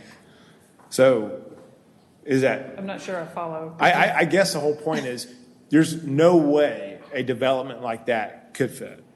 No matter how much you can replant or You're recompense. assuming that if someone bought a wooded, a Correct. fully, 80-90% treed lot, they would have a hard time Yeah, having there's just no way they can do neighborhood it. like that. Unless Councilman Longoria Joe? wants to. No, I think these are all viable arguments. However, I think what we're forgetting about is that's what makes Milton Milton.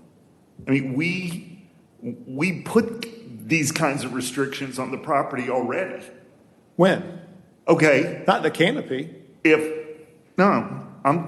I'm not talking about just the canopy ordinance. The canopy ordinance is a specialized version of the sewer ordinance. Not all property can have sewer. How come? It's available. Well, you can't if you're not on the map. Well, how come I'm not on the map? Well, you're not on the map because you weren't around when the map was made, and we put a moratorium on adding any other people to the map. So this is just yet one more version of that. I mean, people that buy the property have expectations on what they can do with the property based on the rules that are associated with it when they buy it. And that's what we're talking about here. Correct. So the rules were, so what I'm saying is I think the canopy is a good solution. However, the more I'm talking about it, the more I'm thinking Milton's development pattern, which I think it might shift in a good way as far as the larger estate lots. I think we covered that really well. But I'm starting to think we're going to get a lot of pushback because land prices in Milton are a premium for a reason, because they want to build their pool and their pool house. And what I'm saying is that might not be, we might not be doing that anymore. That's kind of my question. I don't know. So is the question, is 57% the right number? That's valid. And I came into this meeting assuming it was, right? Right. I was more worried about the 15 and the 8 inches, but now I'm thinking maybe it's not. So. Well, but keep in mind, and Paul and Carol have some, but 57%, would we have a maximum coverage of 25%, and of coverage of your lot for actual structures and pool and whatnot. So, it still gives you, 43% minus 25%. There's still a little bit of wiggle room on a lot size, but I see your point, definitely. We're not going to have open, let's say North Valley or Six Hills or whatever, you drive in and see a beautiful lawn and a couple of oak trees in there. You're not going to be able to develop something like that unless we have some kind of parameters for that. If it's existing wooded property.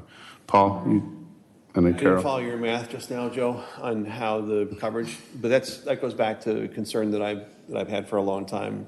It was decided long ago for the city that we were going to allow a higher percentage of coverage on the lots for structure development than I was comfortable with.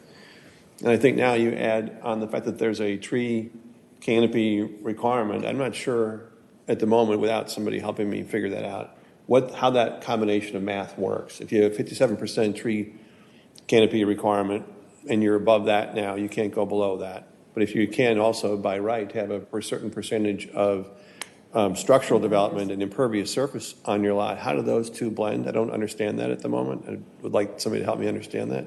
Because I think the percentage of allowable impervious surface by structure is higher. And so if you want to have the pool and the lanai and the outdoor cooking area and the tennis court, many of which are being built just like I just described them in Milton, obviously you can't build that on a 1 acre lot. So the incentive is then to have a larger, it's not an incentive, it would be required that the homeowner then look at a larger lot. And I would be, if it shifts in that way, then I'm. Yeah, I'm I think okay it's with, good. if it's Yeah. pushing it in that direction, but I'm not sure that it is yet.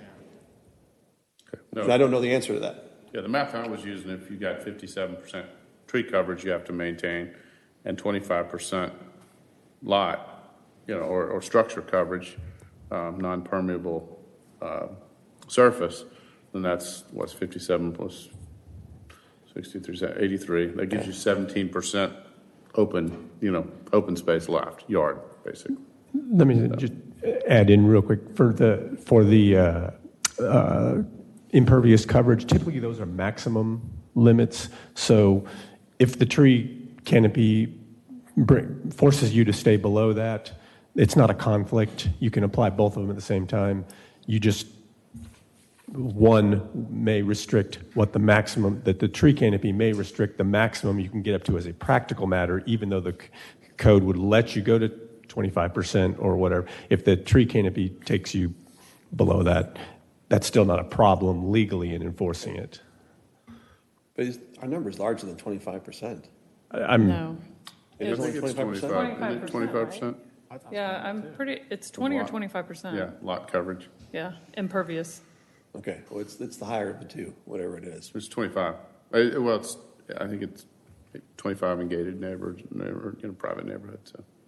I want to respond to Councilmember Jamison's comment about that particular neighborhood. So again, the way I will say is like not every property, you cannot build every type of project on every property. Like if I want to build a hospital, if I want to build a school, I will basically choose my property for that particular project. So same thing, if I want to build a particular type of a development, particular type of a subdivision, I will basically choose my property that will be suitable for that. Correct. Right? Yeah, what I'm saying is, I think there's certain properties that we would prefer. Yes, we will encourage, yes.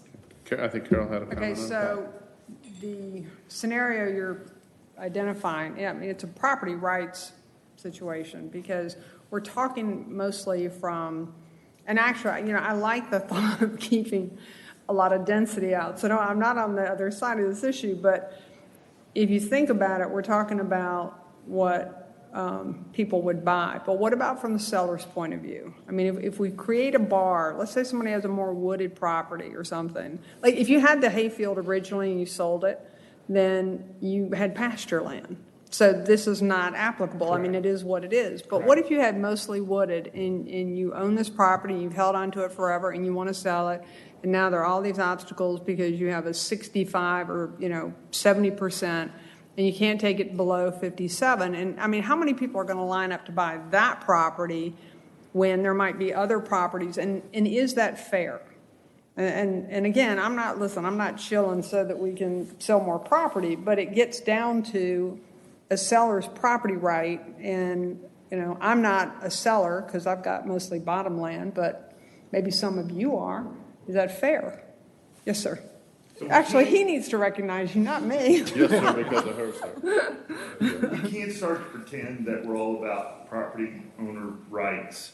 I can. I'm new. We have all the zoning laws and restrictions and ordinances and everything else that we put in place specifically to tell the owner what they can't do with their property. I mean, we tell them where they can or can't put a riding ring. Okay? Mm-hmm. So the idea that we've got to think about the owner rights when it comes to trees it seems Well, we think, empty-chested. well, I mean, property rights are property, right? I mean, they're sort of endowed with everything else. No, I agree with you, but we didn't worry too much about taking the rights away in other areas. There's only certain things you can do with AG1 property. We just talked about this afternoon, or this earlier today, the fact that you couldn't put any kind of a farm winery on your AG1 property. It had to follow these certain rules and guidelines. Yeah, well, those are certain uses. I think this is starting at the very blank slate of even being able to, I mean, if we create, and again, I mean, I feel like we're getting on cross purposes here, but if we create a barrier for unique situations where people can't sell their property unless there is truly a waiver opportunity. I mean, look, I support the 57%. I see it more as a target rather than something that is bona fide. It's like, boom, here's your 57%, you can't go below it. But anything that's super punitive through the tree bank and all that, I mean, and it may be like 1 in 1,000 cases where it prevents a property sale, but it's something to think about. Yeah. Right, so the reality is, if the number that we put in the ordinance is 57%, we're really fooling ourselves to think that we can maintain a 7% coverage in the city overall. Because we may be able to go higher with the plant Milton. I mean, I don't think we're fooling ourselves. I think we can, there's a lot that we can mitigate. I disagree with that stuff. I'm just saying from a mathematical point of view, if tree coverage is a handicap, everybody's going to minimize to 57% if they have more than that. And if they don't have more than that, it's going to be less. So if you add all that up, you're going to be less than 57%. So my point is 57% the right number? I think the direction that we gave staff last time was that 60% was too much, or maybe it was 65%. So let's take it down to 57%. So now it sounds like we're talking about, is 57% the right number, or should it be lower? Let me ask one question, and sorry, Parag. What does our existing tree ordinance do on some? Because I think what we're talking about right now. The original tree ordinance. Yeah, the original. The density. But let me say this. I think what we're talking about right now is somebody that, let's say, has let's call it 50 acres, whatever. That's all wooded, that has to abide by the 57%. Versus if there was pastures and all that somebody bought, and is it fair or not, or we're putting undue burden on? But what would our old tree ordinance have done on somebody with a fully wooded piece of property that was going to develop a neighborhood on it? Well, so under the density ordinance, and sorry, I probably won't be able to give you like specific numbers off the top of my head or examples because I haven't worked with the density ordinance as much, but you basically had a density unit requirement per acre. So for residential use, that was 20 units per acre. So from what I've seen, the 20 units per acre is usually more strict than the 57%. So the units are based on basically you have existing tree density units, and then you have new tree planted, what those unit values are worth. So the existing tree units are worth more, typically, and it's based on the DBH. So basically you had a table in there that told you the DBH and what that unit value was for that size tree. When you planted a new tree, it was worth a lot less. A 4-inch tree was only worth like 0.5, 0.7 density units, way less than an existing 4-inch tree. So in looking back at some old plans, what I found is they usually had to plant back a lot more to meet that 20 units per acre on residential stuff. I think commercial was 15 units per acre, I want to say. And so and then when you removed specimen trees, you had to plant back density unit for density unit. So as you get bigger, your density units increase. So a specimen-sized tree could be anywhere from 15 to 20 units in itself to replace. So at times you were having to place back to replace a specimen tree as much as you needed per acre. So I saw some really high planting recompense numbers with the density ordinance. I think the advantage to the homeowner on this plan, though, is you get full value For a new maturity, tree, right. assuming it matures versus having Right, to- so like you plant an oak tree, you're going to get 1,600 square feet credit, which is based on what that oak tree can provide canopy-wise at maturity. Versus the old one, you may take one tree down, you may have to plant 4 or 6 trees Right. equal. Now you can plant a new tree that one day will. Do you control the size in order to get the credit? What's the caliper of that? Well, with the canopy ordinance so with the density ordinance, you did get different credit amounts depending on the size of tree you planted, but with the canopy ordinance, you pretty much get the same credit no matter what the size. We have a minimum size at the time of planting is 2 inches caliper. You have to plant, you can't plant anything less than 2 inches caliper if you want to get credit for it, which 2-inch caliper is Tiny. yeah, not that big, but it's big enough that it's established and it has a high success rate of maturing. Let me ask a question too, and I see where you guys are coming from. You know, let's assume we pass this ordinance with some minor tweaks. Is there a process that, let's say somebody came in and wanted to develop I'll use hayfields since you brought up Peyton, a neighborhood and it's, you know, heavily wooded and it's to keep it 57% the land, but the developer wanted it to be 40% or 35% or whatever for that same look, that we could bring them back under a special use or bring it back before council to where you could weigh to where you could allow less density coverage or less canopy coverage, and maybe they bump their lots up. Instead of 1 acre lots, they're 1.5 acres or something like that. Is there a way to do that, or does that get, and that's more really legal? And Paul, I don't know if you have a comment. That's where the large lot incentive was supposed to come Right. into play. But now I'm really conflicted because I thought we were going in the right direction with what I had heard before. And then with what Sandra just explained, now I'm really troubled because if you go back to when we started this in the first place, the reason we went to review the ordinance was because there was this outcry from the community when all the development was going on. We were seeing all this red clay. So we said, oh my goodness, our ordinance is not working because all this development is happening and we're taking down more trees than we thought.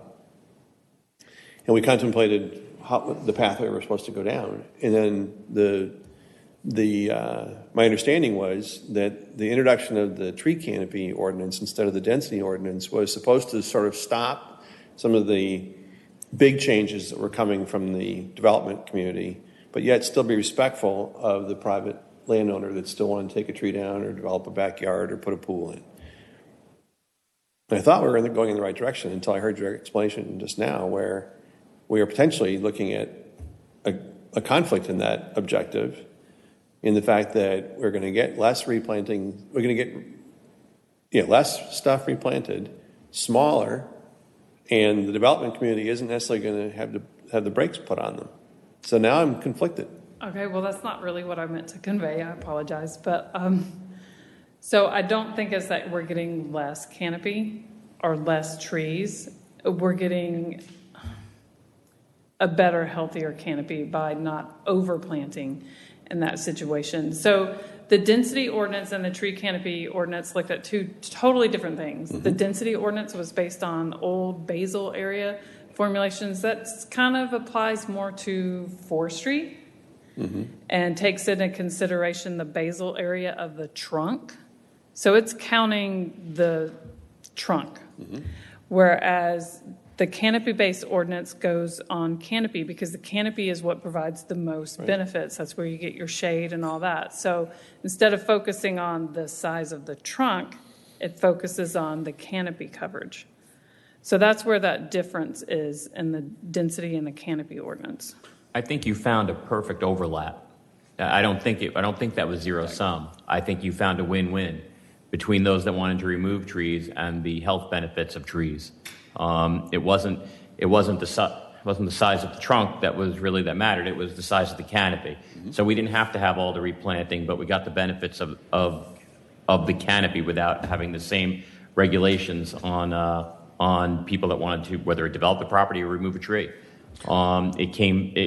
It now comes, while it may be easier under the new model, and might not be, it would be one of the objectives that we talked about was to make sure that we instituted the least amount of regulation to achieve the stated objective. And that's not just here. That's what you generally try to do in government. You don't want to overstep any further than you have to. And they were able to do this with this Canopy ordinance. Yes, the initial objective, I agree, was an issue associated with what was perceived clear cutting during the construction process. Perceived is a big word there. The canopy coverage. When we started looking at this early on, as you all know, many years ago, Canopy was the new way to go because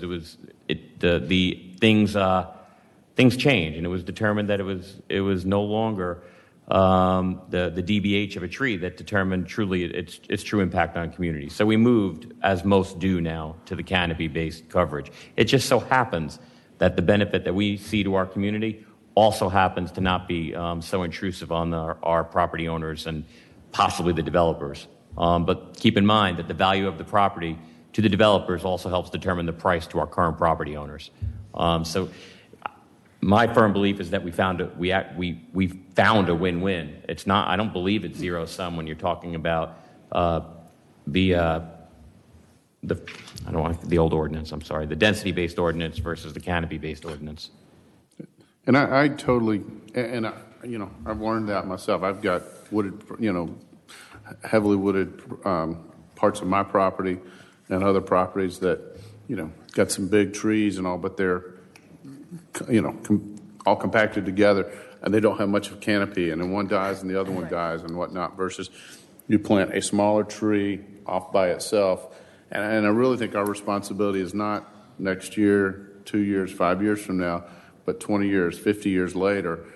That's going to give you the big specimen tree and the big, whatever, versus, if you make somebody plant 6 trees now and 20 years from now they're fighting for each other and, whatever, and not healthy and whatnot, versus one that's a big specimen tree that gives you the canopy. So I think there's a balance there, too. Yeah, but a 2-inch tree or something that small to start, so there's no minimum. I mean, 2 inches is the minimum? 2 inches is the minimum to replant, yes. My point is 100 years from now, that's going to be an asset to the community versus planting 6 or 8 of them now and they die. Yeah, or whatever, Yeah. 20 years, 50 years, something like that. It's kind of a balance in there. Peyton? Well, Go ahead. So, Peyton. just a couple things. I think no matter what, I think all of us have been around the city long enough that no matter what we pass tonight, will probably be tweaked in the future just based on real world stuff, which I think is healthy and good. So I do support this type of ordinance. But one thing I was thinking about to maybe make it work even better, and don't kill me, so we got the 1 acre at 57%, we got the 3 acre at 25%. In order to really start shifting, like you said, so some people might not like those type of subdivisions, but I think it can be an asset to the community. But if we want to really start shifting to those larger lots, why don't we do a 2 acre at like 45%, or to where it's just an idea, because we're just talking about 1 and 3 acres. Was that any discussion? Was there a discussion on a tiered level, or was it just 1 and 3 acres? Well, 3 seemed to be the magic number. Right. Three When we works. talked I just wasn't large sure. lots. Because for our other city ordinances also, we talk about we have the gravel roads. We have 3 acres, so that's the reason why we came up with this 3 acre number. So throwing a 2, Mike, but I don't want to. And I was thinking about that right before you said it. To me, a 3 acre lot is an estate lot and what we would probably most of us consider a large lot, and has the thing. But when you brought up the point about certain neighborhoods and how the 57 wouldn't work, and basically the way we have it now, or minimum 1 acre lot with AG1, I might throw out there something. Yeah, maybe we have somewhere in the middle for a 1.5 acre lot. If someone's doing a development, if they're willing to go from 1 acre, if that incentivizes them enough to go to 1.5 acres, that's 50% less homes in there. Correct. Maybe they have a 40%, 45%, That's kinda where I'm or going something at. like that. I mean, I certainly see a value to that. graded scale from 1 to 3. You know, I think I'm good at politics. You just go 1, 3, and you go 2. And it's a win-win, right? The only reason I say two might be too much a stretch that Correct. someone wouldn't take that incentive. But, you know, if somebody's building a neighborhood, they say, you know, if we go from 1.2 acres to 1.5, you know, they may be willing to that. They may not be willing to go jump all the way to 2 with land prices. That's all. It's not going, like, to Carol's point, where you're really disincentivizing the people with 70% coverage or something. Carol had a question. So, having planted a whole lot of hardwoods in the last 20 years, and we went through, a drought for 10, 12 years. The only thing that got those oaks through was they were truly established when I put them in, way beyond the 2 inches. I think they were 6-inch calipers. Is that how you say it, caliper? Mm-hmm. Is that it? When you plant, it's caliper. Yeah, okay, whatever. And sorry, I couldn't remember. Anyway, so they were somewhat substantial. I think they were like 8, 10 That's pretty big. tall trees, or 10 feet tall. Yeah. And that's, I think, about right for 5, 6 caliper. Anyway, I'm just trying to paint a visual here. Because, 2 inches spindly. And so my point is, if we're going to have all this penalty on the one side of having to record everything, and then you might have to go back and replant, and you can put in spindly trees, I mean, there's not a lot of effort with that. I mean, if I can go out with a shovel and put it in, it's not a tree. Okay, so I'm just netting out for you. So I feel like we should, I feel like, it's not unreasonable to set a limit, put a bottom level on what that should be. To me, that just seems reasonable. Because, the goal is 50, 60, 100 years, but it really shouldn't have to be. But let me add, and this is just and I may be totally wrong, but what I've learned in the past, the difference between a 2-inch tree and a 6-inch tree doesn't mean that tree is 3 times, if you go out a year, I understand. it's probably very close, and that the 2-inch tree actually has a better chance of establishing itself and getting to maturity than a larger tree when you plant it. Is that? I don't think there's any science that supports that. Well, there actually is. With a person with a lawnmower? You want to see what happens with a lawnmower? Well, okay, so 2-inch tree is a pretty standard minimum for planting, because in the industry we have found that 2-inch trees are easier they're big enough that they establish quickly. Mm-hmm. They're not small enough to run over with a mower, typically. They're big enough to establish, and they take less time to establish because they don't have the root system that a 4-inch, 6-inch tree has at the time of planting. So it doesn't have as much root loss at the time of transplanting, and it thrives better. And so it'll catch up to that 6-inch tree in probably about 3 or 4 years, where that 6-inch tree will kind of sit there for 3 years because it's in shock, and it takes it a little longer to establish. So you may not see much growth right away. It takes it a while but after a 3-year period, you'll finally start to see some growth, but it'll sit stagnant for a while. So that's why we do kind of encourage the smaller trees, because they're easier to transplant. They establish quickly, and they start growing quickly. That was not my experience. Science. Yeah. Well, but if there's what you hear and there's what you right, experience. and then, well, you probably gave your trees good care. And if they get good care, they will establish better. But when you have the developer who's going in and planting and then leaving it, it's better to have those smaller trees that will establish quickly on their own and not need that extra maintenance and that extra care afterwards. Listen, you all have done a tremendous amount of work, and I was not here for the great majority of it. I am probably, just because I have a number of questions and I have some of those issues as stated, I'm probably not in the yay category right this minute. But it's not a knock on what you've done, and it could just be that I don't understand enough of it. But if you were to defer, I would jump in and do a little bit more, because when we also started talking about the difference between the canopy and I was like, So. Okay. Paul? I think Carol makes a good point, and I have been here for the duration of it, first on the Planning Commission and then now with Council. And I have more questions now as a result of tonight's discussion than I had before I came in this evening. So I'm not convinced that I'm prepared to cast the right vote tonight to be able to move this forward without the benefit of more discussion, maybe another work session. Joe? Can somebody remind me what's in place right now without this ordinance being? Either or. Right now, you have the choice of using the density or. Okay, so we give them the option right now? But that does expire, right now, it says until July 31st, you have the option of doing that. Okay. Peyton? No, I'm actually pretty good with the ordinance. I think we can make like some minor tweaks, size here and percentage here, and I mean, I think I'm comfortable, but maybe there's nothing wrong with deferring it a week or two. I'm there too, and I won't say we beat this thing today. I mean, it has been up till it's gotten to us. So, and I think it is you guys have done a good job and vetted through and had lots of input and all that.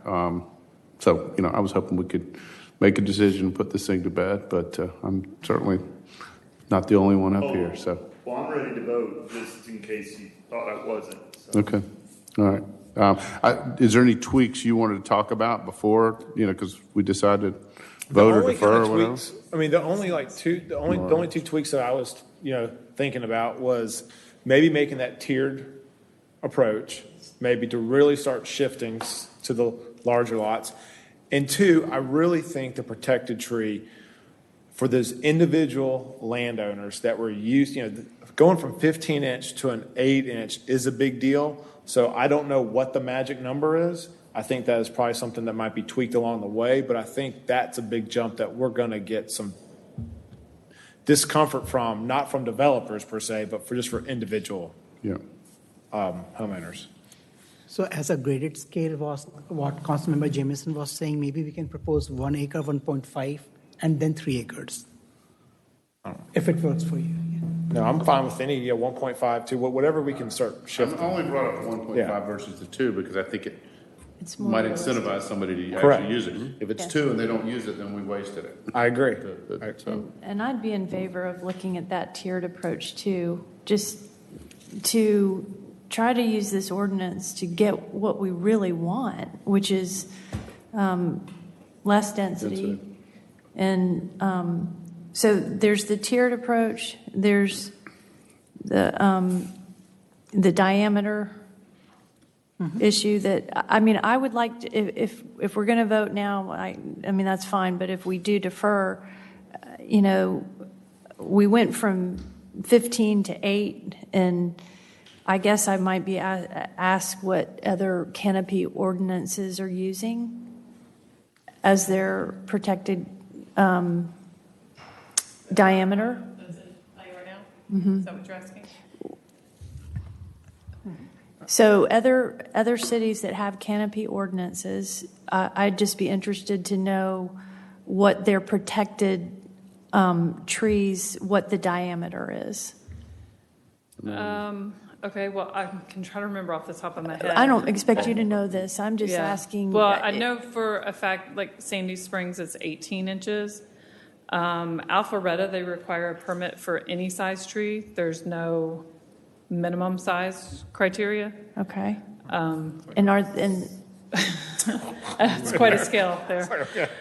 And I don't remember. I think Johns Creek doesn't really specify anything like that. They only require a tree removal permit for homeowners if it's in a stream buffer or in a zoning buffer. Okay, well, that's helpful to know. Yeah. And then I think in Roswell, it's, in Roswell, it's a little different in that if you're under an acre, it seems to be not as big a deal. It's when you're an acre or larger that you have to really get a permit for trees. And I think if you're under an acre, you only have to get a permit if you're removing specimen trees. But if you're over an acre, you have to get a permit for anything pretty much over 2 inches. defeats the purpose. Does that? I guess they're thinking as opposite of Milton. So that's what I'd love to see a community similar to what we're trying to accomplish, and I don't know if there is such a. Well, Roswell is still using density based. So the only ones using Canopy close to us would be Sandy Springs and Alpharetta. I think you have a choice of using Canopy or density. Kind of, they have it written really weird. It's kind of hard. It's hard to compare because you're not comparing apples to apples. Everybody's kind of different. So everybody has their, it's just like trying to compare everybody's zoning ordinance to your zoning ordinance. They're going to have a lot of differences. I understand. And then I'm just trying to figure out some way to, if we change the diameter of a protected tree, how do we have that conversation? What makes sense? Yeah, it's a hard one because it's not like a magic number. How did the 15, because that's what you guys had with the committee and everybody, right? That's under the density ordinance is 15 inches. And so I don't know how they came up with that number. I wasn't here during that time. I don't know But we do know why what the 15 inches is. Yeah, the 8 inches we came up with because the stakeholder committee kind of had that idea because the specimen trees start at 8 inches. So for a dogwood to be a specimen tree, it has to be 8 inches. So since the specimen tree criteria started at 8 inches, they thought it would be a good idea to start protected trees at 8 inches. Okay. Okay, so what I'm hearing some folks in concern want to defer. Others, okay with some changes or maybe a stair step with the size of lots, like we talked about, and then maybe changing the diameter possibly of protected trees, maybe, I know not on overall developments, but on maybe individual lots or whatever, existing homeowners or whatever. But anything else that someone wants to bring up that they might consider tonight, or Laura? No, I don't want to. This was just another question that I had because Councilmember Moore was talking about the measurement span of time between. I just wanted to. I remember this conversation at a work session, but it's been a while. So was it in how easy is it to see the changes? I guess the longer you wait, you would see more changes. Is it that? I just want to understand how we picked 5, or if there's some sort of. Well, the 5 was picked before me. Okay. But I can just tell you from my professional experience, in a 1 to 2 year period, you're usually not going to see a significant change. Part of that reason is it's because you have this margin of error. So your margin of error usually is around 1%.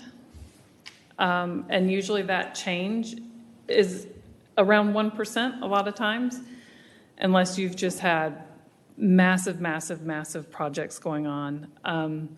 So that difference you see, that 1%, since it falls within your margin of error, it's usually kind of considered insignificant. Okay. So what you're saying is you need a reasonable amount to have a basis and to see a change. Positive or negative. Yeah. Peyton? So originally, when I started just this one conversation, I was ready to vote. But now, based on the tiered approach and maybe getting some information on the protected trees from the other canopy ones, I think we're 99% there. I just want to be very, very careful. So I'm okay with deferring it until the next meeting, and then, that's it. So that's just me. I'm okay just to keep deferring it, right? Kick it down the road. No. Like I said, we've been, but I agree, and I know everybody's had a chance to talk to staff about it and ask questions and all this, but sometimes, you get an in-group conversation and other things change. So I'm not necessarily, I'm more in favor of voting on it, but adding some changes, but I totally respect and, if the majority of council wants to defer it and thinks that's valuable too, I'm fine with that. If you want to do it on a whim, I'm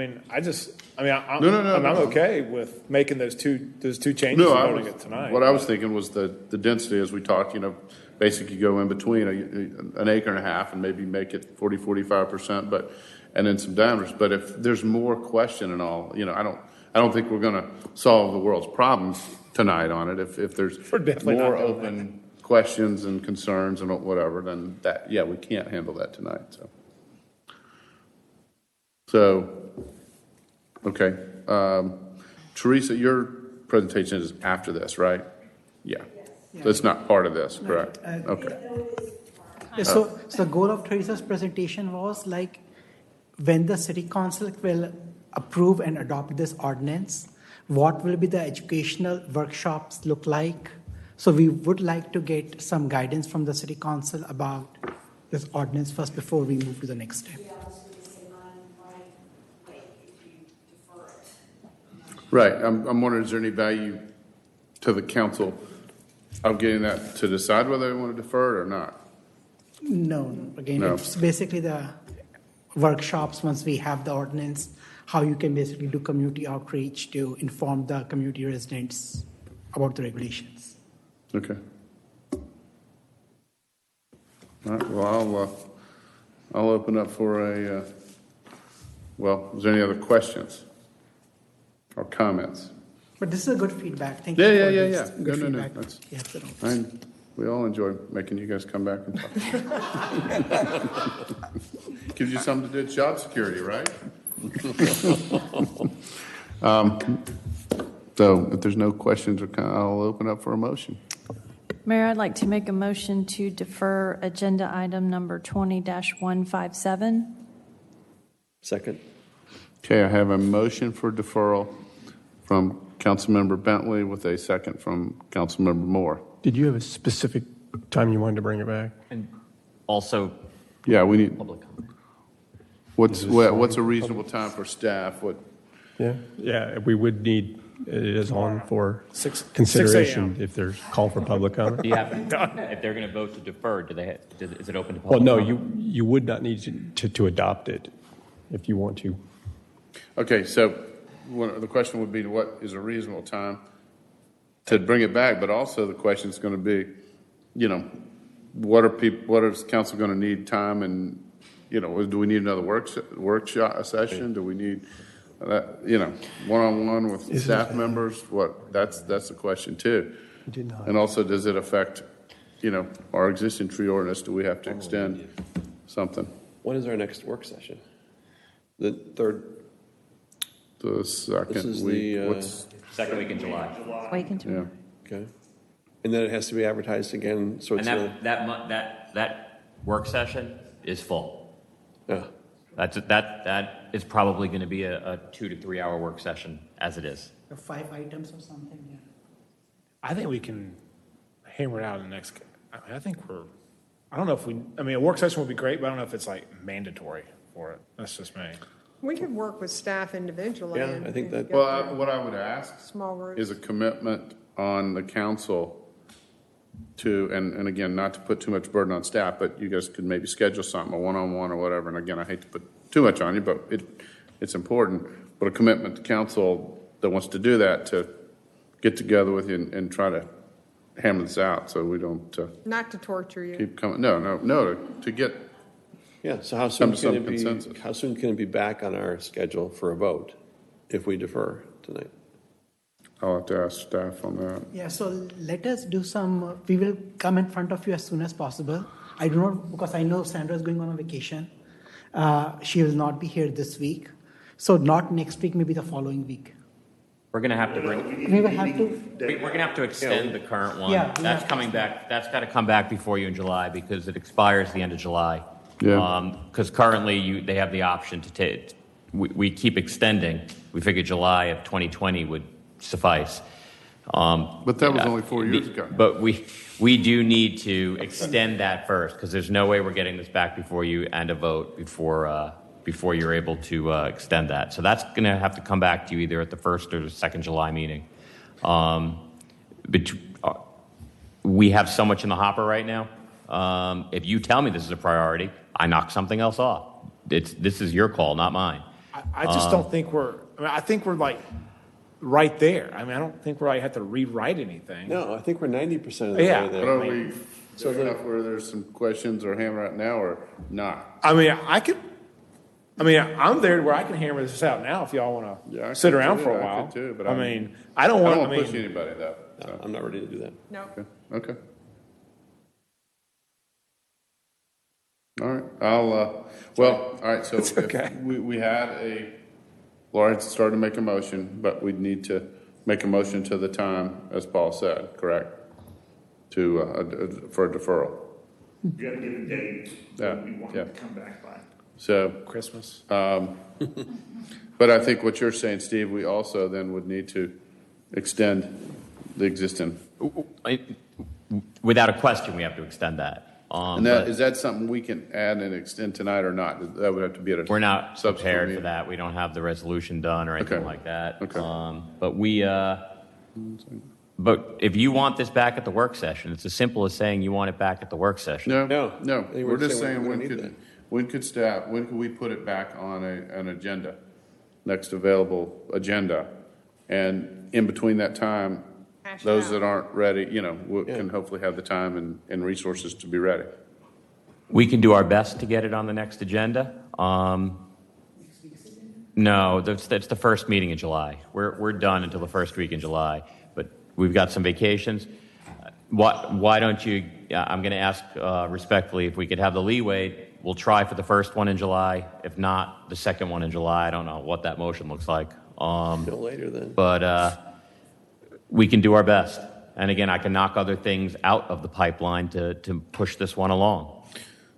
If the motion is for the first meeting in July, but then that's not going to work, Can you say no later? can you don't have to put it on the agenda, or do we have to put it on the agenda? Well, We'd we have to would put it on the agenda, and then I would say we failed you. Deferred it. And you could defer it then again and say second week in July, second meeting in July. Okay. Let's do that. Or, well, I'm not saying let's do that. That's an option. We have a motion. Laura, you want to restate your motion? All right, so I'll make a motion to defer agenda item 20-157 to the second Maybe Monday. No later than the second meeting. No later than the second Monday of July? It would be the second meeting. Second meeting. It's 7:20. Yeah, not If it's acceptable to the council, I will push to get it to the first one, but that still gives us the leeway to go to the second one if we can't do it. And that gives leeway to, get some more answers too. That gives us some cushion there, but we'll still push to get it on that As first long one. as you know in time to advertise, Okay. it's just a couple of days. Okay. All right, Laura, you want to go ahead with your motion? Okay. I'd like to make a motion to defer agenda item number 20-157 no later than the second Monday in July. Second meeting. Second Second meeting, I'm sorry, meeting. second meeting in July. I could give you the date. I think that 7:20, it's July 20th. July the 20th. The first one is July the 6th. Why don't would that be all right? July 20th. sorry, 20th? Okay. Make a motion, okay, to make a motion to defer 20-157 to July 20th, No later than. no later than July 20th. Second. Okay, I have a motion for deferral from Councilmember Bentley to defer this item until no later than July 20th, 2020. I have a second from Councilmember Moore on that. Any discussion? The only thing I'm going to say, I'm going to respectfully probably not support this just because, I hate to keep deferring things and whatnot, but that's totally respectful for everything you guys say. So all in favor, please say aye. Aye. Any opposed? Aye. Nay. Nay. So it's 3-3. So, We just, yeah, I didn't realize that, but, so Paul, we had a tie. Motion On failed. a Motion. 3-3 vote, it's a tie vote, it fails. Okay, so it's fair. Item's still on the table. Let's just Right. redo So, your motion and roll again quick, Laura. what's that? Yeah, I mean, we know how this is going to No, no, let's open up for Yeah, let's talk about the this. motion, yeah. I'm not, My own, I thought Joe and I were the only ones Yeah, voting yeah. against it, and I originally was going to vote for it because I can wait a month to vote on this. Okay. But when Joe said he was going to vote against it, I felt bad by making him look like he was the only guy ready to vote. And so I wanted to just add my support. I didn't realize you were going to do the same Yeah, I thing. was going to mess it up because I just had one comment was, I guess, what is, because in my opinion, the only thing that's really holding me up is getting that protected tree size and the tiered. But I think we can do, I mean, I just don't, is that something I thought that was the easy part, yeah. Yeah, I mean, so I guess my question is to the other council members, what are we missing other than that, I guess? No, in my mind, there's three things. It's tree size, it's the calibrated tiered, and I'd like something definitive about the number of years until we're going to look at it. I forgot. And I'm not convinced that I have enough information to decide, though, on a tiered, what that looks like without some additional discussion on that, for the benefit of staff's knowledge, for me to come to that conclusion. Okay. But those, in my mind, those are the only three things we have to work on. Yeah, I mean, I see those, and I think some of us could discuss it, but I'm certainly comfortable, or respectful if you're not. So I'll tell you what. So process.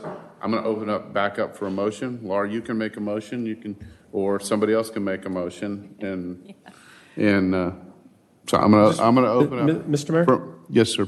Before you get too, if we're not going to defer, I would suggest that we do need to have public comment. Okay. All right. Do we have any public comment on this? I'm sorry. No. You know what? We don't, Mayor. Okay. And I thought that, but I need to clarify that because we did vote. No. We did vote on it. It failed. So, all right. So no public comments. I'll close the hearing on that, and then I'll open up for a motion now. Mr. Mayor, I'll make a motion that we defer agenda item number 20157 Until the no later than the second meeting in July July 20th. 2020. Thank you for the help. 2020. Okay. Yes. Do I have a second? Second. Okay, I have a motion from Councilmember Cookerly, which mirrors Councilmember Bentley's motion for deferral of this item until July 20th. No, I mean all that. Good. And I have a second from Councilmember Moore. Any discussion? Hearing none, all in favor, please say aye. Aye. Any opposed? Nay. Nay. So it passes 4-2 with myself and Councilmember Longoria against. So, okay, so we'll bring that back. Feedback. Okay, no, thank you guys, and hopefully we'll bring it back. Hopefully everybody gets comfortable with questions and all that, and we'll look forward to seeing this again. All good? Quick comment? Prague, Absolutely. I know that we're dealing with vacation schedule. Just, we need to know how soon we can get back together so we can launch that conversation. Maybe I would schedule. Yeah. Okay, great, thank you. Because before we go too long, then we're into the 4th of July and everything else. No, that does make. All right. So if our city clerk, please call the next item. The second and final item is the consideration of an ordinance of the mayor and council of the city of Milton, Georgia, to adopt amendments to the fiscal 2020 budget for the general fund of the city of Milton, Georgia, amending the amounts shown as expenditures, prohibiting expenditures to exceed appropriations, and prohibiting expenditures to exceed actual funding available. Agenda item number 20158, Ms. Bernadette Harville. Good evening, Mayor and Council. On June 1st, we discussed the proposed budget amendments in great detail. This evening, I'd like to summarize the general fund changes, address the public comment we received, and then open up the floor for any questions you may have. As you will recall, the economic impact of COVID-19 is being seen in revenue collections statewide, and Milton is no exception to that, as the city's second largest revenue grouping is sales and use taxes. In that, you will see the greatest contributing change is our local option sales tax expected reduction of $1,353,347. That goes towards an overall general fund revenue reduction expected of $1,363,459. Staff went through the budget and found areas of offsetting expenditure reductions totaling $507,264. These are primarily made up of salary savings related to position vacancies and projects that were identified that can be delayed until there's a better understanding of the full impact of COVID-19. These projects include the purchase and installation of a stationary license plate recognition system of $39,540, $50,000 in savings towards reviewing and updating expenses related to the form-based codes in Crabapple and Deerfield, and a solid waste plan. The overall net change in fund balance for the general fund will be $856,195. That will leave us with an anticipated fund balance of $8,022,469, which will maintain the required revenues per Milton's Code of Ordinances. Sorry, not the reserves, required reserves, not revenues. As you will recall, Milton is legally allowed to utilize fund balance in excess of that required minimum reserve as a budgeting source, and such use shall be deemed as a one-time revenue for budgeting purposes. So before you see the general fund summary showing that overall net decrease of $856,195. The public comment we received last meeting was regarding our current debt, so I just wanted to touch on that. Milton's current debt is made up of general obligation bonds for the green space bond, and that is in the principal amount of $23,495,000. To date, we've paid down $1,665,000 of that principal balance. And we have a revenue bond consisting of the refunded or refinanced amount of $6,145,000 from the original 2014 series used to renovate Bell Memorial Park. And then the addition of $18,065,000 for the public safety complex, the reconstruction of Station 42, and a station-wide alerting system for the fire department. The city's total principal to date due is $46 million, and that is well below the 10% debt limit that the state sets in place. Of the 10%, we are at 7.86% of the 10% as the end of FY 2019. Just want to see if you had any other questions. I'll be happy to go into any detail about any of the amendments. I want to make sure I understood that last statement, that it was 7% of the 10%. Okay. Correct. So the way it works is that 10% of the assessed property values that we talk about kind of at the millage rate time of year, you're allowed to have that in debt. So we'd be able to have $286,670,684. 7% of the total. And so, 7.86% was last year's. Only general obligation debt goes towards that balance because we're paying off revenue bonds from general revenues. Understood. Okay. Any other questions so far? Okay. I'll be happy to answer any other questions or go through any of the pages if you have any questions about the amendments we talked about last meeting. Any other questions? Was good? Okay. Do we have any public comment? No, we do not. Okay, I'll close the hearing on that. And I'll open up for motion. Mayor, I'll make a motion to approve agenda item number 20-158. Second. Okay, I have a motion for approval. Councilmember Jameson with the second from Councilmember Longoria.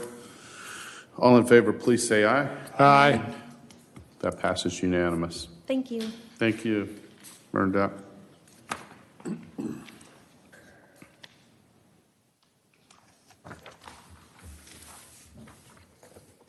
Okay, before we go into staff reports, is there anything council want to report on?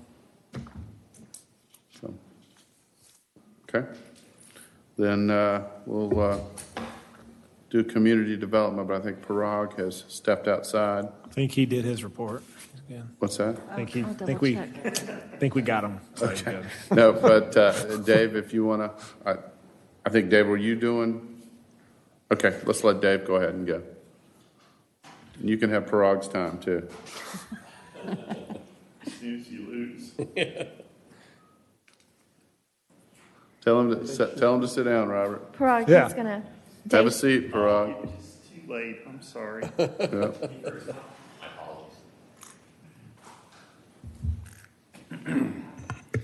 Well, good evening, Mayor and Council. Just to try and be brief, it's been a very busy quarter for IT. All things considered, with the COVID pandemic, we're about as well positioned for the crisis as we could be.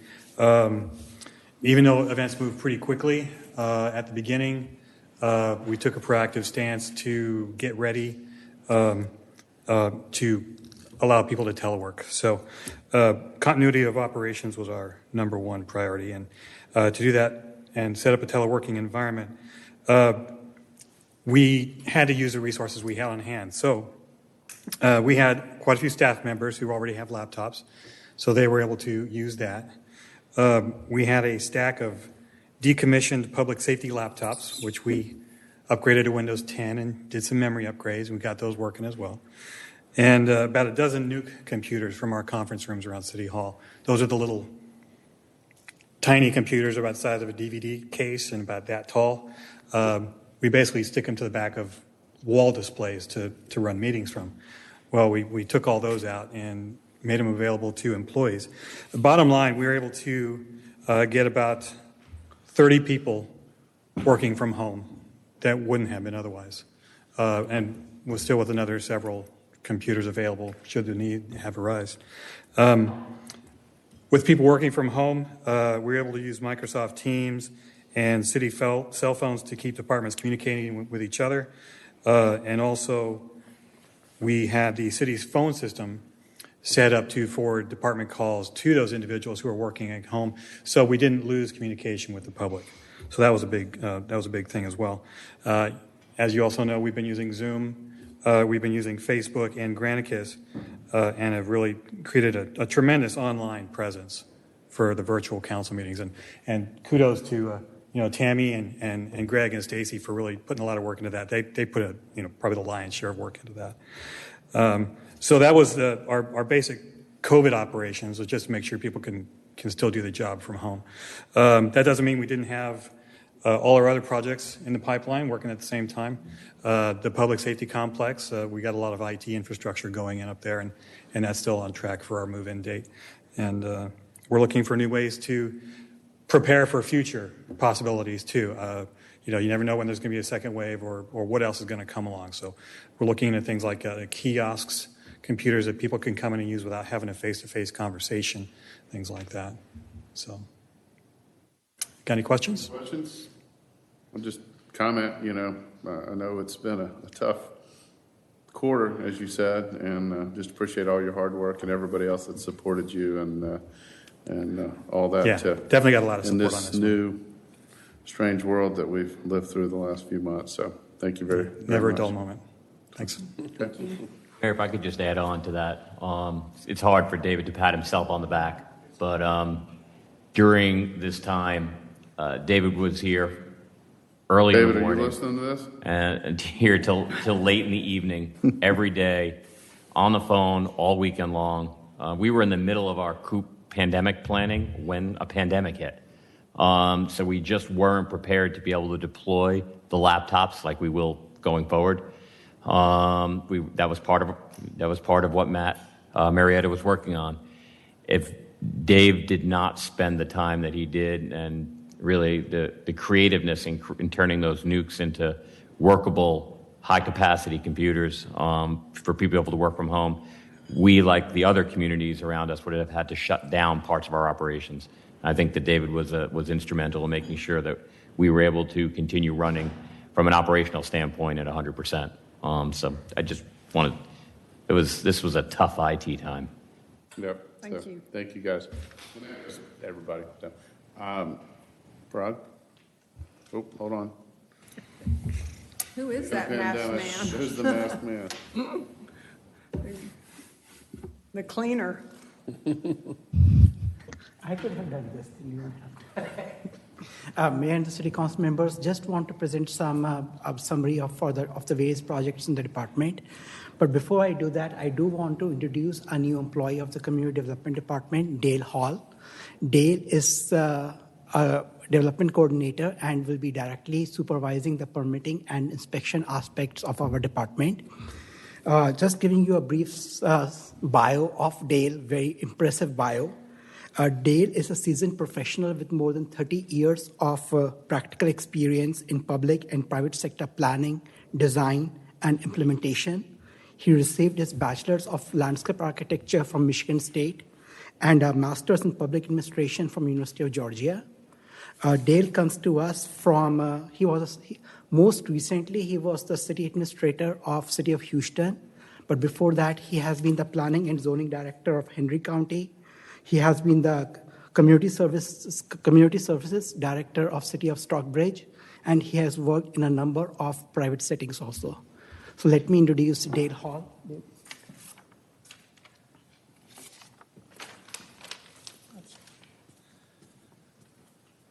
Thanks, Parag. Thank you, Mayor and City Council. I've been here for a little bit over 4 months, and I guess it's time we get a face with the name. I have met with a number of you and have talked with, I think, the rest of you through an email or whatnot. I did want to say that I am happy to be here. When Parag asked me to put together a brief summary of the things that I've accomplished, I look back and I said, wow, 30 years. That gets kind of scary doing the same types of things. I have been in the public sector, the private sector, and I even had a stint of about 7 years at University of Georgia teaching in the environmental design school. So I'm hoping that with my education and experience, I could continue to assist Parag and bring together and help him and the community to provide a level of service that you've been used to throughout the years. So again, thank you for letting me be here and speak to you briefly. And if you had any questions or comments, don't hesitate to reach out to me, okay? Thank you. Okay. Thanks, Dale. Welcome. So he has been here for 4 months, but we were doing all these virtual meetings. So I thought it's always good to have a face with the name. So here you are. So with this, again, talking about the numbers. So these are the numbers from May 15th to June 12th. These numbers are almost comparable to the last month's numbers. So we have not seen a dip in our permitting operations. The number of building permits issued were 154. The building permit inspections were around 425. Land development inspections more than 400. And the number of tree removal permits were around 45. So we are planning to, in the last few weeks, we have seen some concerns from the development community about the pool permitting operations. So because of that, we have scheduled a pool permitting workshop for June 23rd. It's from 11 to 1 in this room. And we already have a full house. More than 20 people have already registered. We have a capacity of around 25 over here. So we are planning to have this virtual also on Facebook Live. And if we have more people interested, we can have a second workshop on this. And in this, we are basically talking about the state and the city requirements for pool permitting, June 23rd. Second, the Trail Master Plan. We have received the final draft of the Trail Master Plan. I have shared the Trail Master Plan with some of the City Council members, with all of the City Council members. Right now, the Trail Advisory Committee is also reviewing it. We have received some very good feedback from the Trail Advisory Committee members. We will be presenting you the draft of the plan on July 6th City Council meeting. So I know you have the draft, but if you have any comments, any feedback, just let us know. It will not be up for vote. It will only be a presentation to get your feedback. Second thing which we are working on, we are updating our checklists. So right now we have various permitting operations like pool permits, fence permits, demo permits. So we are currently updating our checklists for external users and also for internal staff review. That will greatly help to enhance our user experience. So when developers or when the applicants are submitting, let's say, pool permit application, they need to know exactly what to submit as part of the packet. So this project should be completed by the end of this month, long time coming. And we will be presenting you those checklists in our July work session. Some of the board meetings, the BZA meeting is tomorrow, that's June 16th. The CZIM meeting is on June 23rd. We have the fireworks stand text amendment on the agenda for the CZIA meeting.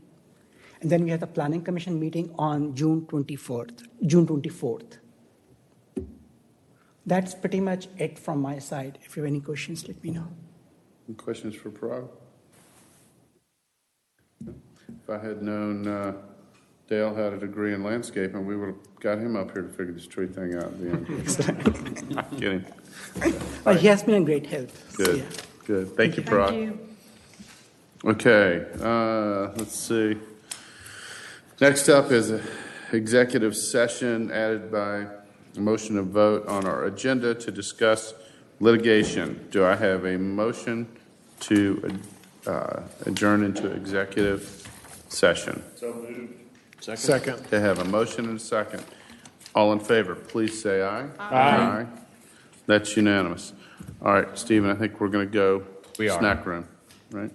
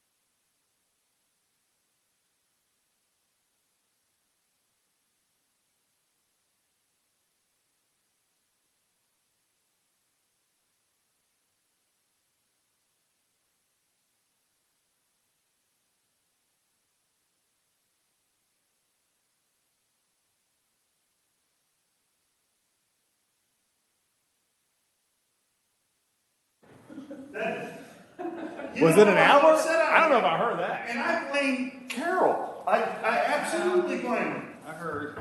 Yeah. I blame the trees. Yeah, exactly. Cut them all down. I blame Peyton. Go for it. Thank you guys very much. And T-Mobile's been having difficulty. So I haven't been able to text or phone or anything to my wife this whole time saying, I'm running late.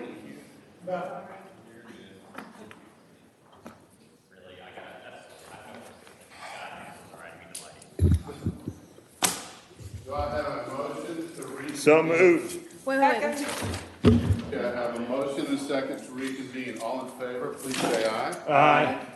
That passes unanimous. Do I have a motion to adjourn? So moved. Do I have a Second. I have a motion and a second to adjourn. All in favor, please say aye. Aye. That's unanimous. Thank you. Who was the, well, we'll get it later. Who was the motion and the second for the reconvene? Mayor, do you know who? No, respectfully. No, respectfully. No, I just want to make sure. I wasn't trying to push it too hard. Yeah. No, you have to make the motion. Reconvene. Thank you. You got that? For me, every time we try to do something like that, is I